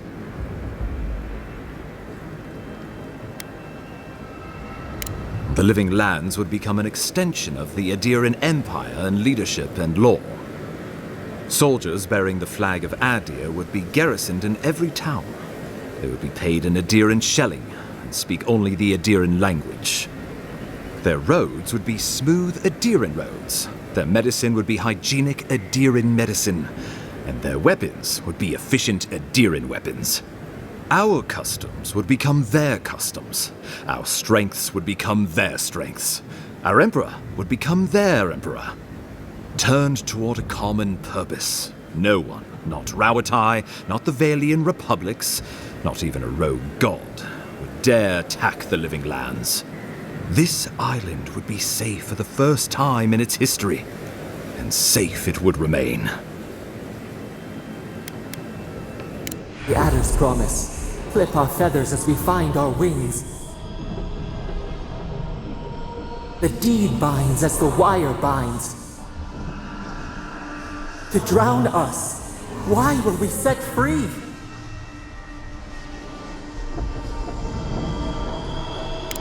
The traditions of solace are what give my wardens their strength.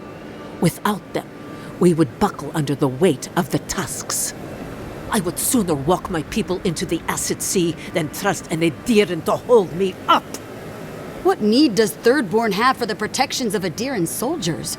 We have cannons, cliffs, and wills forged in the storms of Rawatai. And should Rawatai come for us, we will rain hellfire down on their heads. Your Adirans could do no better. Under Adiran rule, your countrymen would strip my people of everything that makes them unique, all in the name of spiritual hygiene. I cannot betray them like that. He would suppress our culture before it's had a chance to grow. Everything my people cultivated would be reduced to a footnote. If you have any love for this land, do not allow him to overwrite our history. Rawatai built its empire from colonies like this. Many have become centers of culture and prosperity, backed by the protection of a strong navy. Of course, it can take decades to get there. And this road isn't an easy one. But Adir won't be the only empire eyeing this place. A formal agreement now could protect us from something worse later. It shall be peaceful in that all dissenters will be silenced. So there's that. The Living Lands is a lot of things, but it will never be Adir, no matter how hard Adir wants it to be. Adir should turn back now and save everyone a bunch of blessed trouble. Well, let's not twiddle our thumbs while Paradise burns.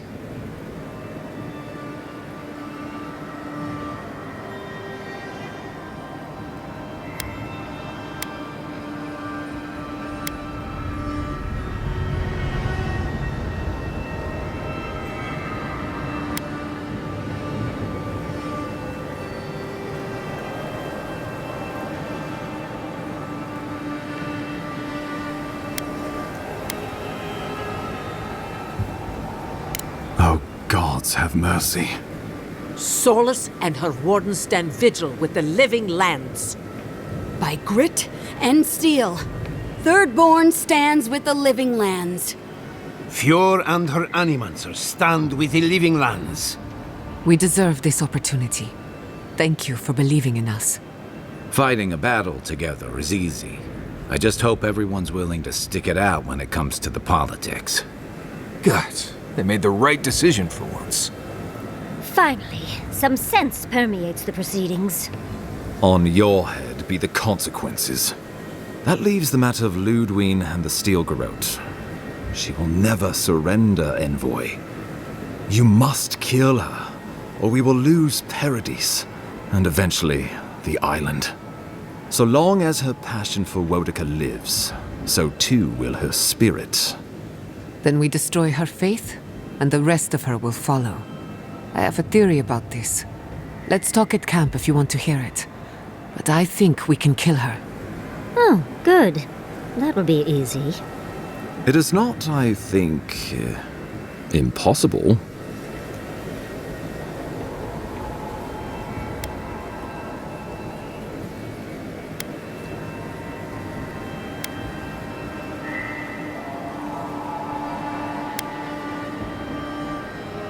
The living lands will never be free until we break the chain around our necks.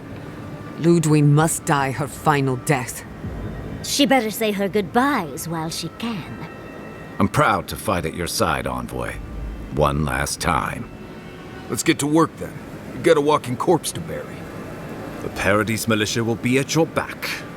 Give her no quarter. The future waits for you.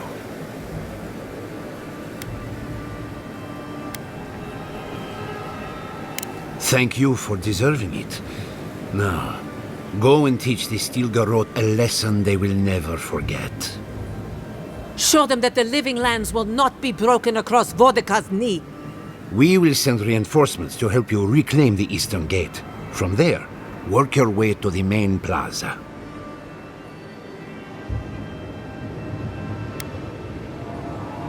Let's just say this is not my first brush with a tyrannical authority, though.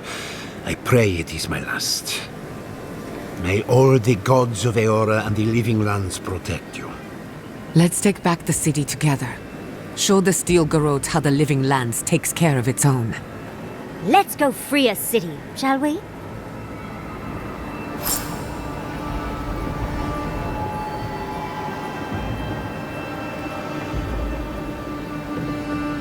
What do you want, Envoy?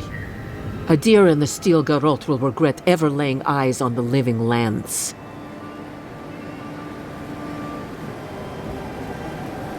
Yes, for now. Edир cannot be allowed to win. If they gain a foothold, they'll devour the rest of the living lands. All of us must be free, or none of us are. Give the Steel Garrote the end they deserve. Ready for battle, soldier? Envoy, I am sorry our paths had to cross in the midst of so much grief. Turning on your kinsman could not have been easy. But the Steel Garrote are overdue for a reckoning.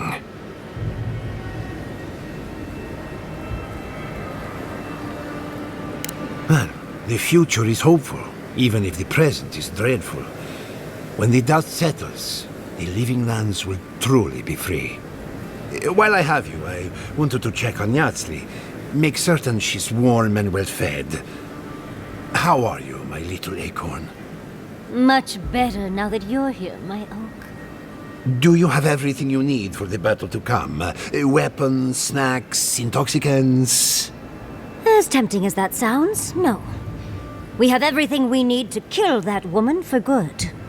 You can always stay behind if the battle rages too fiercely. I missed you too, darling. I'll be right back. Mommy just has to take care of some things. Take care in battle, Envoy. Your kinsman will not go easy on you. Hold nothing back. And farewell. What? No words of encouragement for your favorite student? Forgive me, Giada. My eyesight isn't what it used to be. I have nothing more to teach you. And yet, There is so much out there for you to learn. Once the dust settles, I trust you to live in whatever way suits you best. Don't you dare make me cry. What kind of animancer cries on the eve of battle? The best one I have ever known. I won't keep us any longer. Let's go finish this. I'll be back, my darling. Just have to take care of a few things. Be seeing you, old man.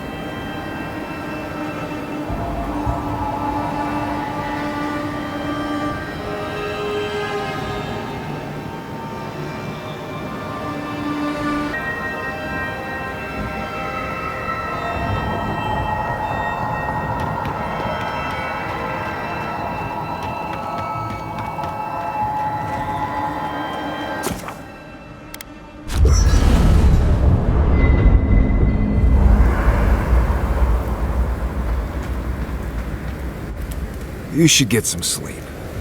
Big day coming up.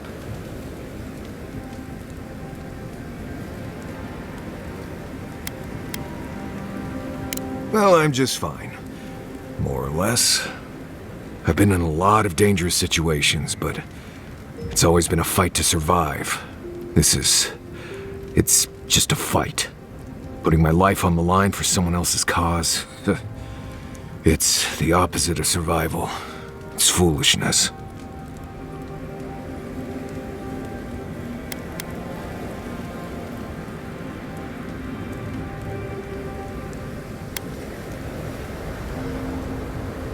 You helped me through some rough Sokka, Envoy. Your cause became my cause at that point. We're about to go out there and risk our lives for, what?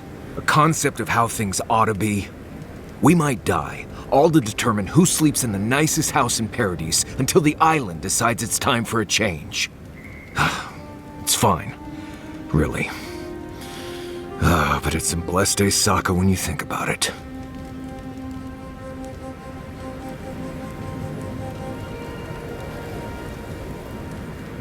Right. Careful you don't get stuck in all that sap. I'll be all right on the way. You go get some blessed day rest. Can't sleep? Neither can I. We're going into battle for the soul of the living lands, rallying under the banners of the Paradise militia. Your emperor will not be pleased.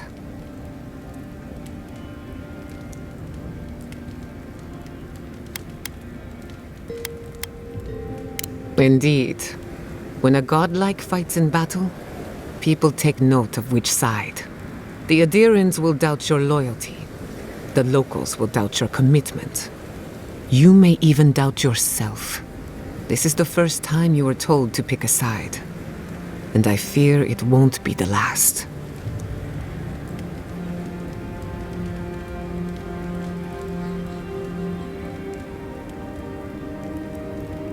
All we ask in return is that you do the same for us. From what I understand, your ambassador is very persuasive, very powerful, and very accustomed to getting his way. For a politician like him, losing a battle is not a defeat. It's an opportunity. When he promises you the world, don't listen. He'll fill your head with lies if you let him.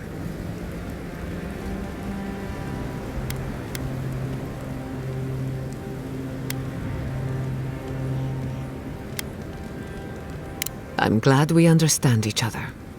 It's good to see you fighting for the misfits and rabble-rousers. Time for you to get some rest. We have a big day ahead of us.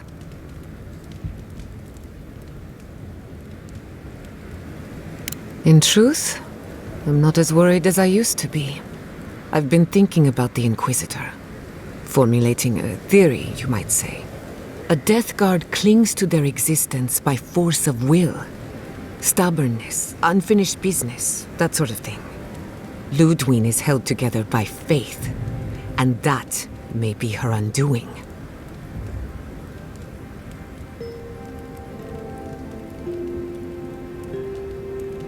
Precisely. Faith is the foundation of her reality. Faith in the righteousness of the gods. But according to her faith, Zapadal should not exist. A new god independent of hers? Blasphemy. By that logic, you shouldn't exist either. And yet here you are.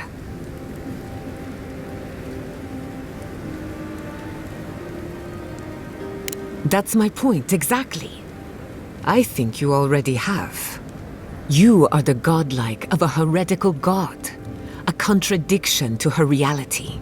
Can you imagine how much she needs you to die? Her entire worldview depends on it. Who knows? Maybe that uncertainty is enough to make her mortal again. Or maybe not.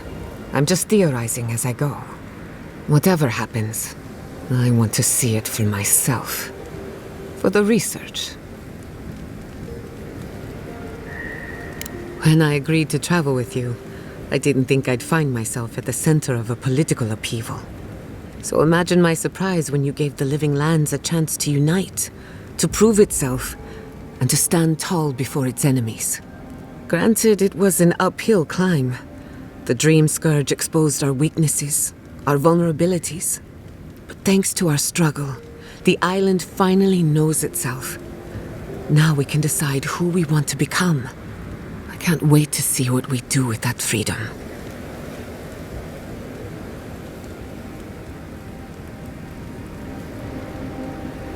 Agreed. We fought hard just to defend what's ours. But to answer your question, the future looks bright for a change. Is it really that obvious? No matter who wins or loses, the living lands won't be the same. In my heart, I know that's a good thing. Life is impossible without change. And change can be frightening. I just want to put this behind us. I want it to be over. Go on then. Don't be shy. What's on your mind? Until next time. Just say the word. Let me think. I can't wait to give the Steel Garrote a piece of my mind. Their reckoning is long overdue. You're gonna give them a lot more than a piece of your mind. Save some for the rest of us. Odd fighting alongside the militia, but it feels right. Like we're fighting for the survival of the lands. How many times do we have to teach the Steel Garrote this lesson? Well, here we are. We're doing this. We're fighting your people. Are you okay? No doubts or second thoughts?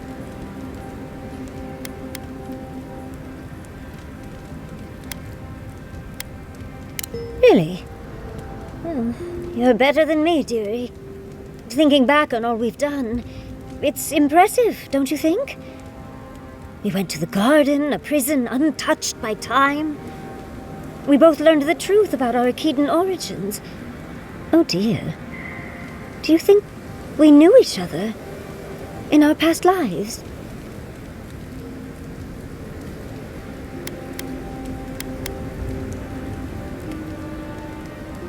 I'm sure I just let you think that, Envoy. And that's skipping to the end. I mean, think of all we've done. You saved Fjord from the clutches of the Steel Garrote. I wish I could have seen the look on Ludwine's face at that. What's left of her face, I mean. You even saved Nakukubel, immeasurably advancing the study of the Akida. Second only to my library, of course. Who would have thought I'd be here, fighting with an Ediran?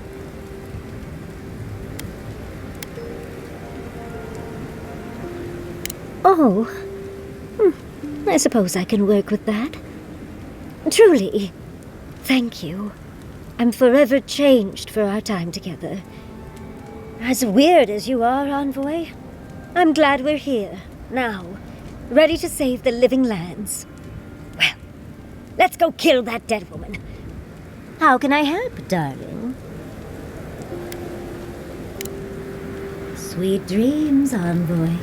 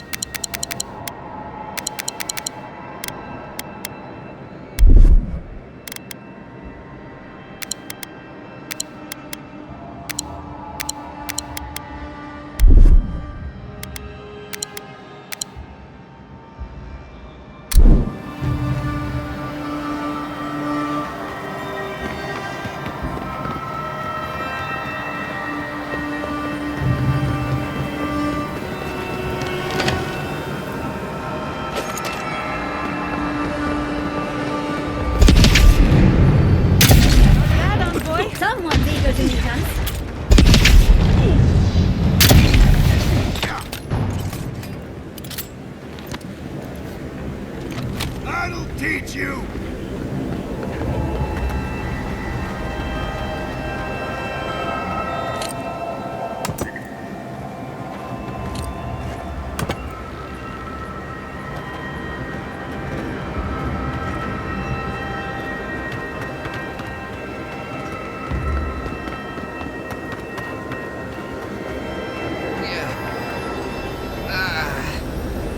It's no use. We're overrun. Go on. I'll only slow you down. Come on, man! The camp's just over there. Get up! No. I've lost too much blood. It's all right. You're a better soldier than I ever was.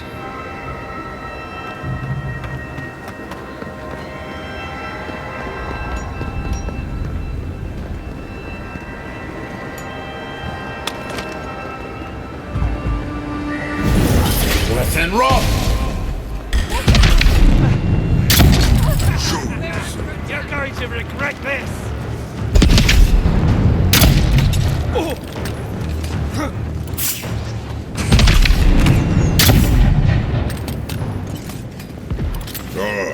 Envoy. Our freedom! Finally arrived. Who's next? Anyone?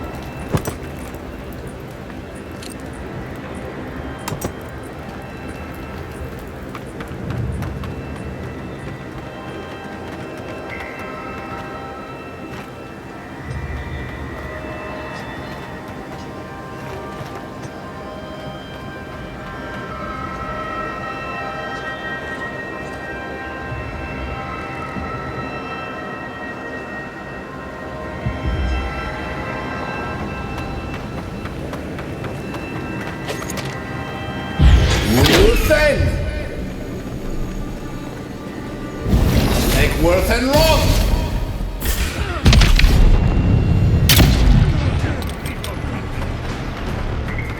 I'm coming.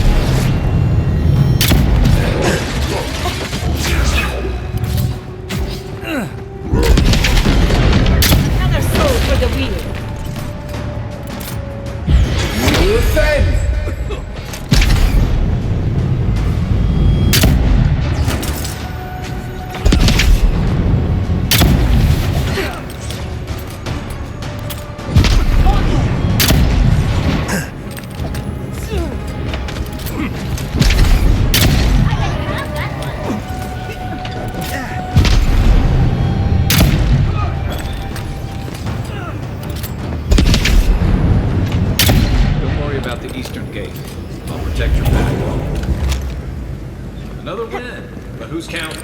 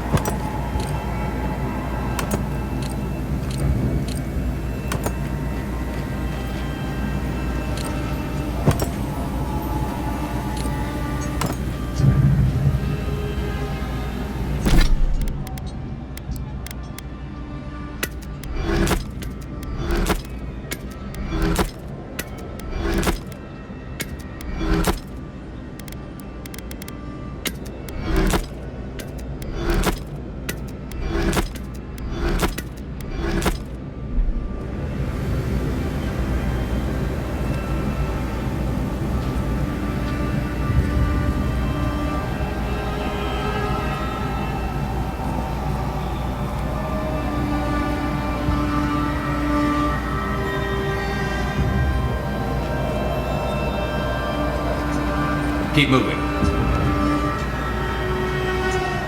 Welcome to the place of battle, Envoy.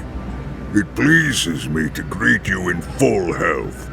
I thank you again for the medicine.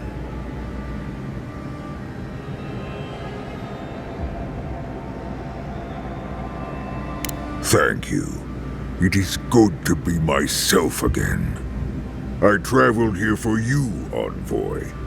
When I learned of the events in Paradise from the dwarves as they marched out of the tusks, I knew where I'd find you.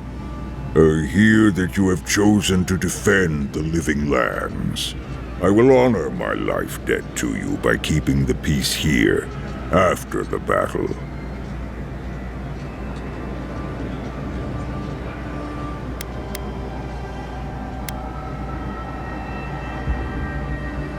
The kith of the living lands, they mean nothing to me. But that is unimportant. Let us waste no more breath. Breath is too precious, as both you and I know. I will leave you to the war now. You have my vow, Envoy, and my thanks once more.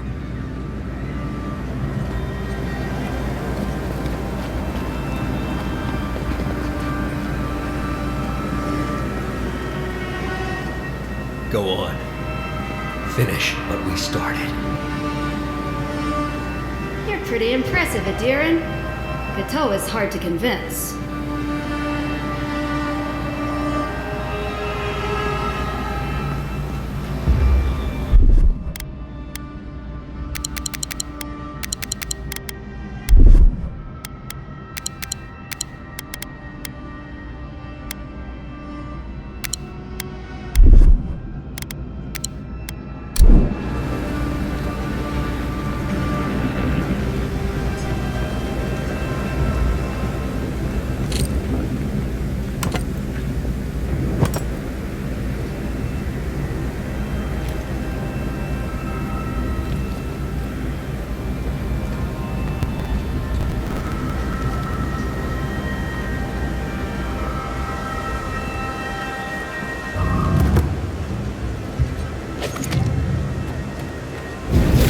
Worth and Roth!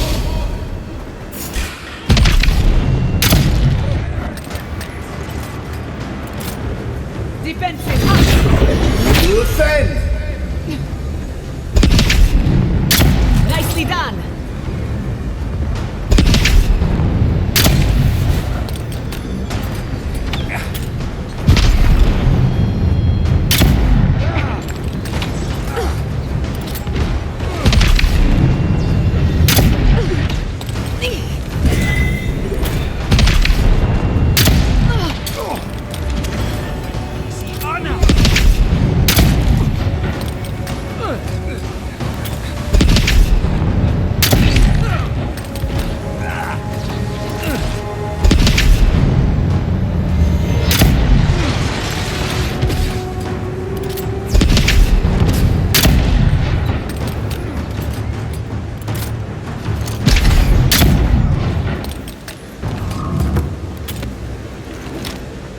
Seriously, Take a moment, well done. people.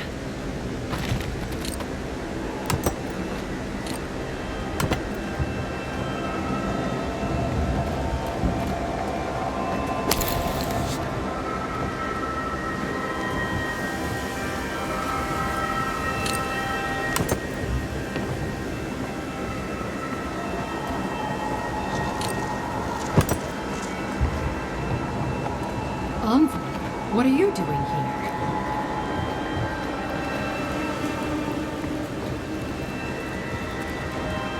I thought you left town weeks ago.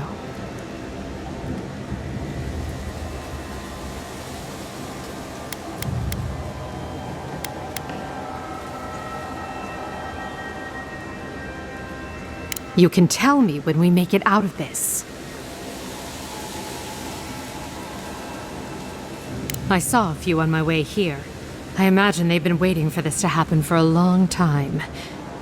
Listen, one of the Garot's units is scouting up ahead, maybe 5 strong. I wouldn't want to fight them if I were you. Take this key. It'll unlock the gate to the canals. You can thank the captain who forgot it.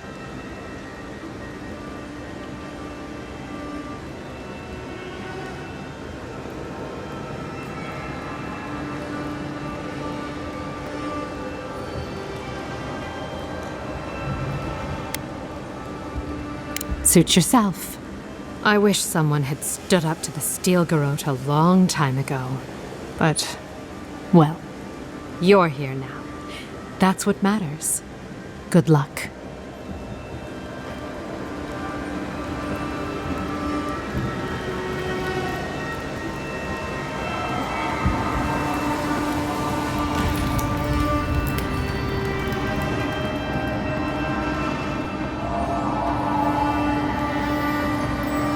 Go now.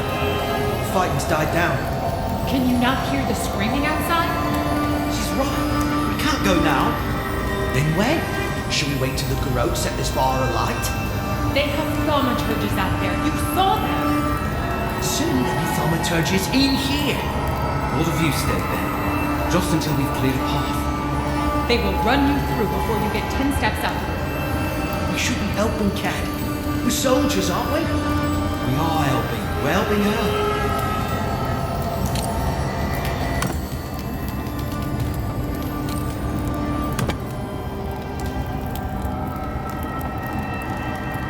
Envoy, am I ever glad to see you? I thought it couldn't get any worse than the Dream Scourge, or that all... Gods. Gods, I never thought it would come to this.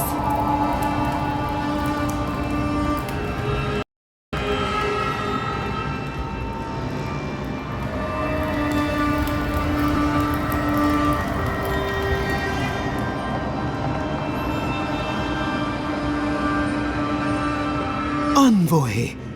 I doubted I'd ever see you again. I imagine I could guess what brings you back to Paradis. I must thank you once again for bringing me the Luminous Adra so long ago.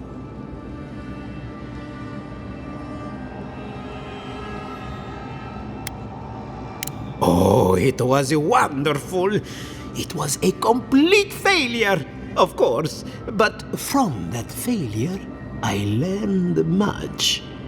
With some creative exploration, I was able to refine the Adra into a poultice that heals wounds at a fantastic rate.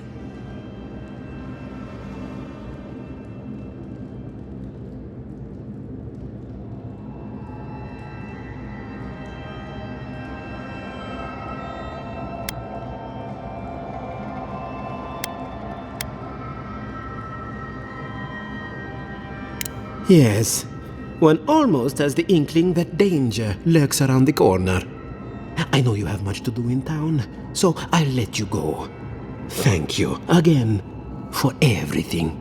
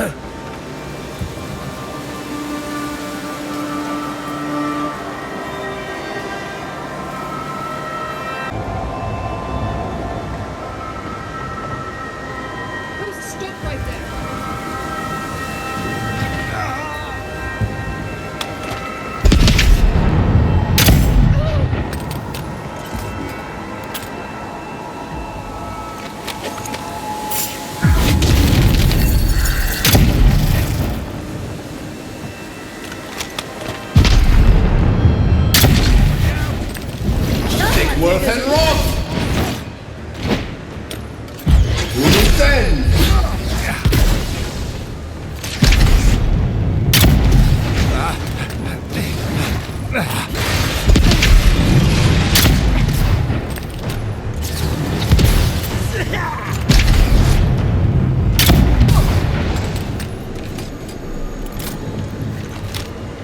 That'll show him.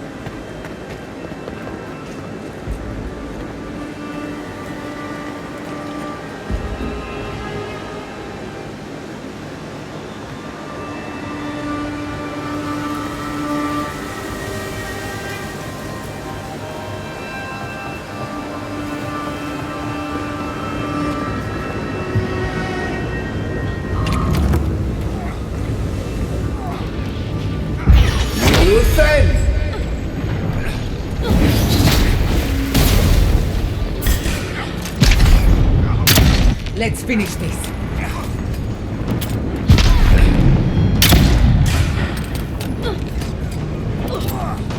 Defensive up!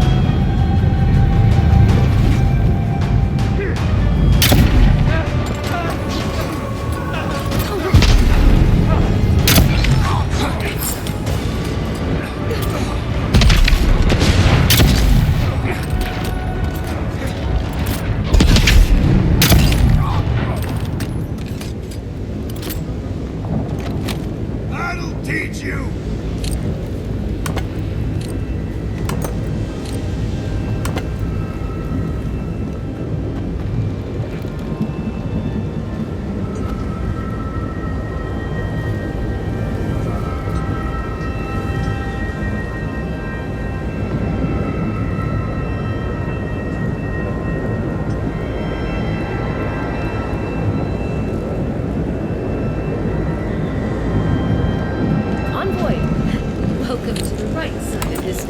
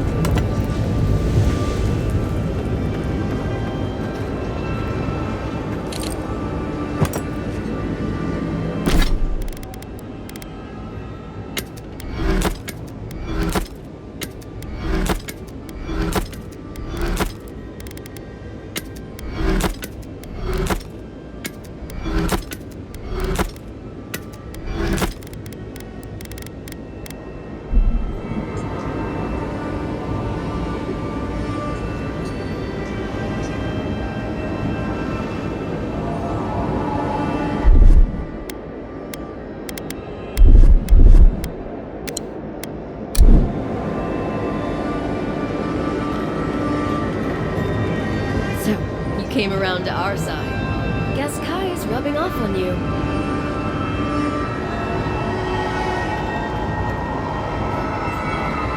Boudica demands your submission.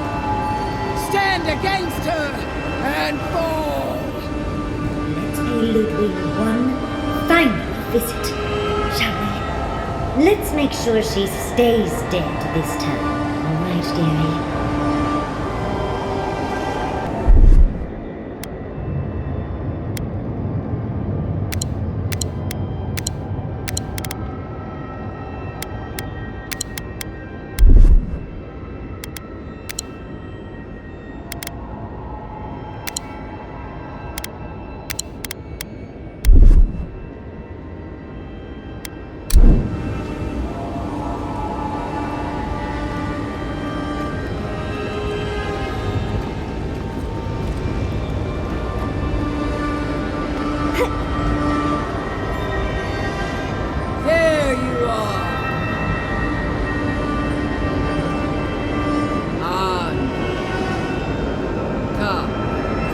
She's not lost yet.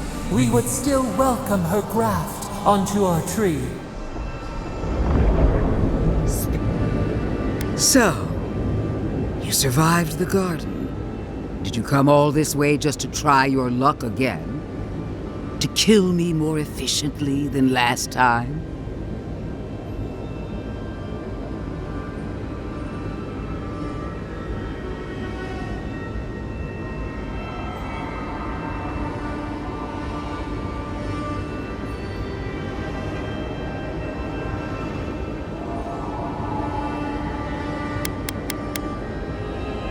Our conflict was foretold the moment you were born. You can no more avoid it than I can die.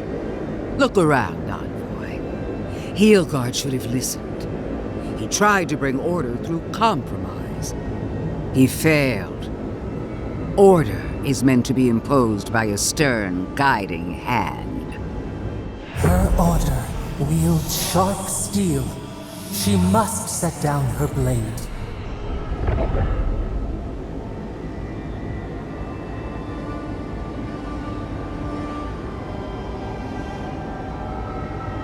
Don't insult my intelligence or my commitment to the cause. Treaties can be burned. The hands which shook over whatever deal you struck can be lopped off at the wrist. As for you, Sapadal's chains are broken, which means your soul is in their grasp. I don't know how deeply you've been compromised, Envoy. And if I don't know, then I cannot suffer you to live.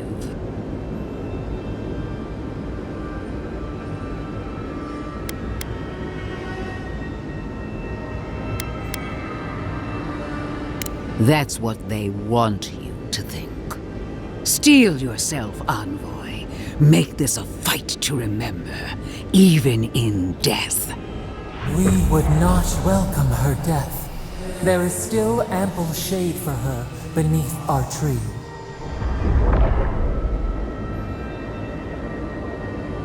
You will. You must. You have no choice. Face me and die with honor, or fall to your knees and die as a coward. How you die doesn't matter, but you will die. Every vestige of Sapadal must be wiped from this earth. The burned queen demands it. We are a challenge to her authority. She is afraid of what we mean.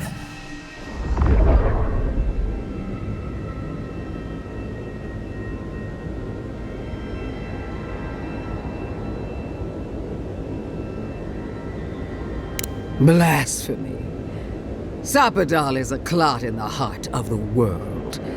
What should they matter to the true gods of Eora? Your god will meet their end just as soon as I'm through with you. Hear me, envoy. I am the avatar of the burned queen, the goddess of retribution. I am her sword arm, her will in the world. And so long as I can fight, I will be her champion. But she fails and fails and fails her god. How long until Wodica finds a new avatar?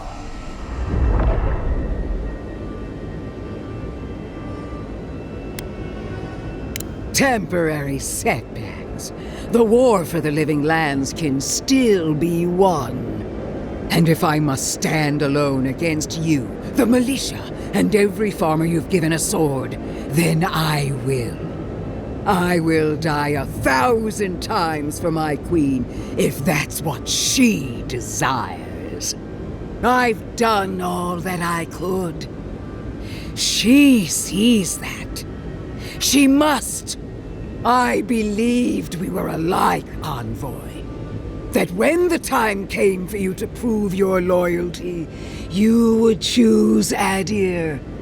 I believed the dream of our future, of our resurgent empire, would move you as it does me. And if that failed, I believed the Burn Queen would stop you. Yet here you stand before me, my enemy, unopposed by the gods. Why? The worm of doubt gnaws at her soul. Where was Wodica when she needed her most? Where is she now?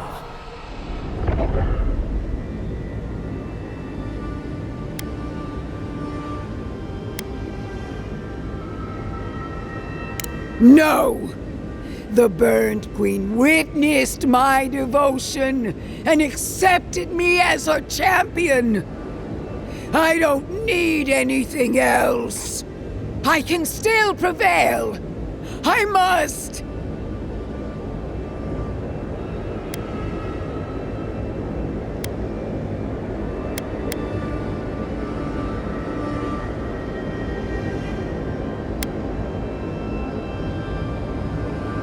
I feel her fire in me. I know I do. Do you? Wodica, my lady! Where are you? No answer.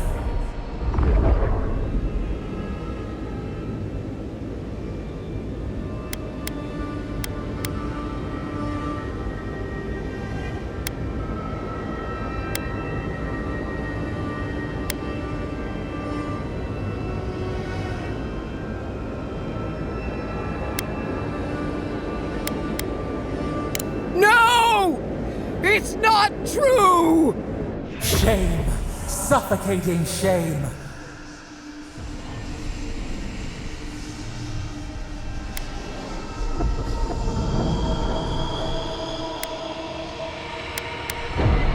Stop!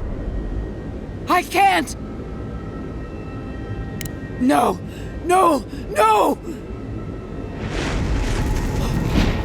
Forgive me! Wodeka!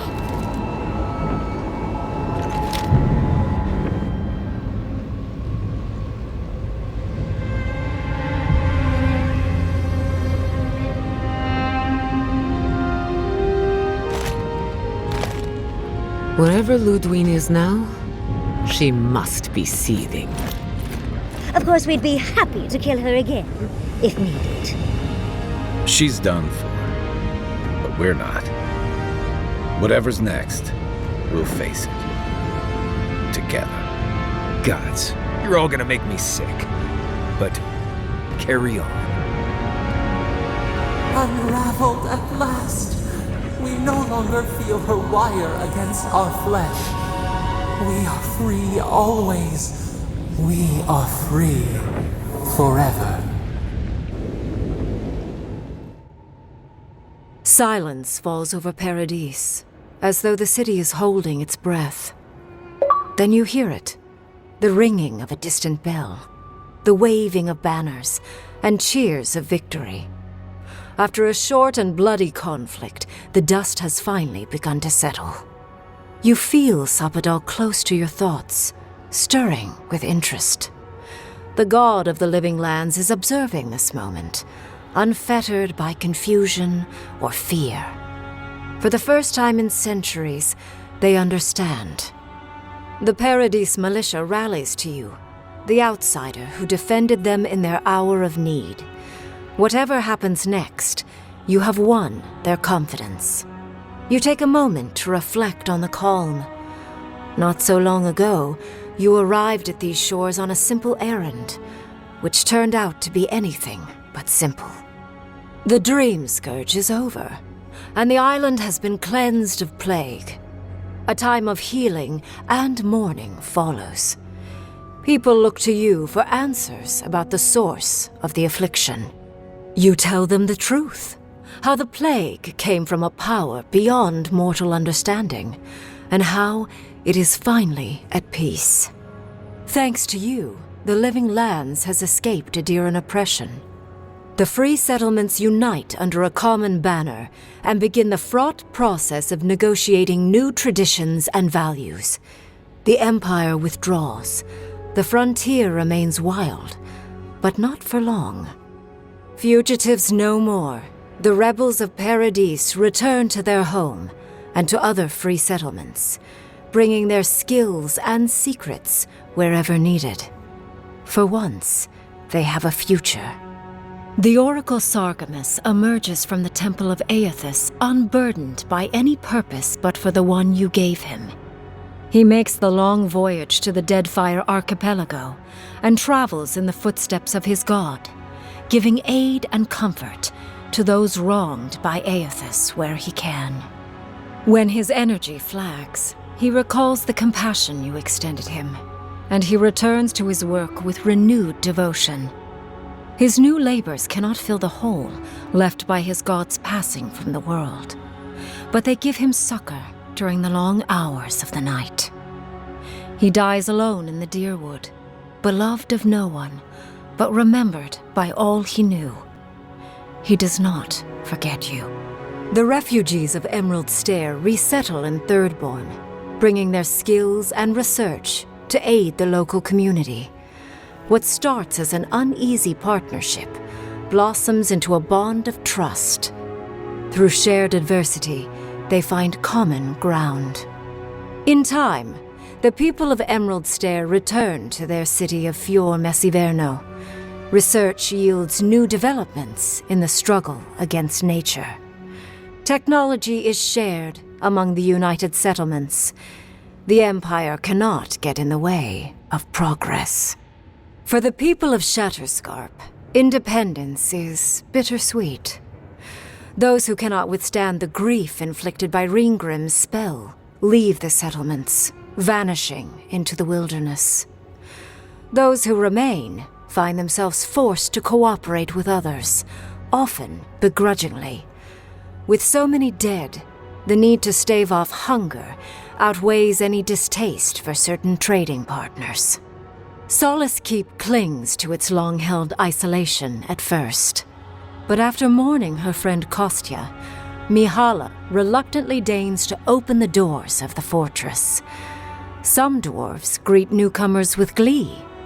Others still mutter darkly about outsiders.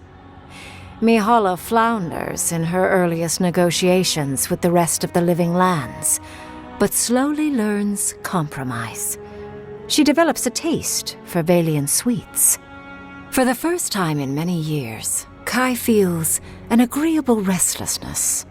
Not to flee, not to drift, but to venture.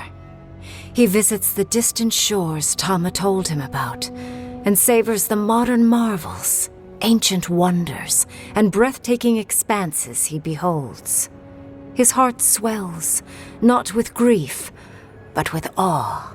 There is so much to discover, and he will spend his years chasing all of the joy and beauty the world has to offer him. With many of his anxieties and lifelong fears addressed, Marius now feels very differently than he did when he first met the envoy. Still far more comfortable in the wilds than among people, he nonetheless finds that his worries about the unknown were merely self-protection against the traumas of his childhood. Armed with this knowledge, he finds himself more capable of living in civilization, and far less fearful of his home in Galawain's tusks. While he never regains his former place as a warden of Solace, he spends his time traveling between Solace and Thirdborn, acting as a stubborn ambassador between the two. Giada continues to improve as an animancer. She dedicates her work to the spiritual health of the living lands, nurturing instead of exploiting. Others follow her example, seeking her tutelage from lands far and wide. In the years to come, rumors spread of a secret society gathering in the wilderness, where animancers work in harmony with nature. The dream of Fiormes Iverno lives on in her. In a past life, Yatsley was given a task: protect the history and knowledge of the godless. Now, many lifetimes later, she continues upholding that oath. She moves into the library in the garden, spending her days poring over the clay tablets there. But not even the letters from, and rare visit to, her lover help ease the loneliness that fills her days. Freed from torment for the first time in centuries, Sopadal turns their prodigious curiosity to the people that shaped them. They observe the ways their people live, and they think deeply about what they see. Though they flinch away from moments of violence, and they grieve souls returned to them too soon, the rage that once shook cities to rubble no longer rules them. Instead, they come to you with questions. They want to understand. After a time, they begin tentatively to garden. Where they can, they improve the lives of Kith, and the suffering that troubled them is reduced, if never fully eradicated. Their grief compels them to love, and they love unreservedly, with the power of a god. Sopadal has questions about what happens tomorrow, and the day after. You do your best to keep them calm, until the voice in your head is little more than a polite whisper. After everything you've been through, you don't mind the company. The sounds of celebration pull you out of reverie. Many are waiting to greet you with open arms. You take a moment to catch your breath and savor it, because everything is about to change.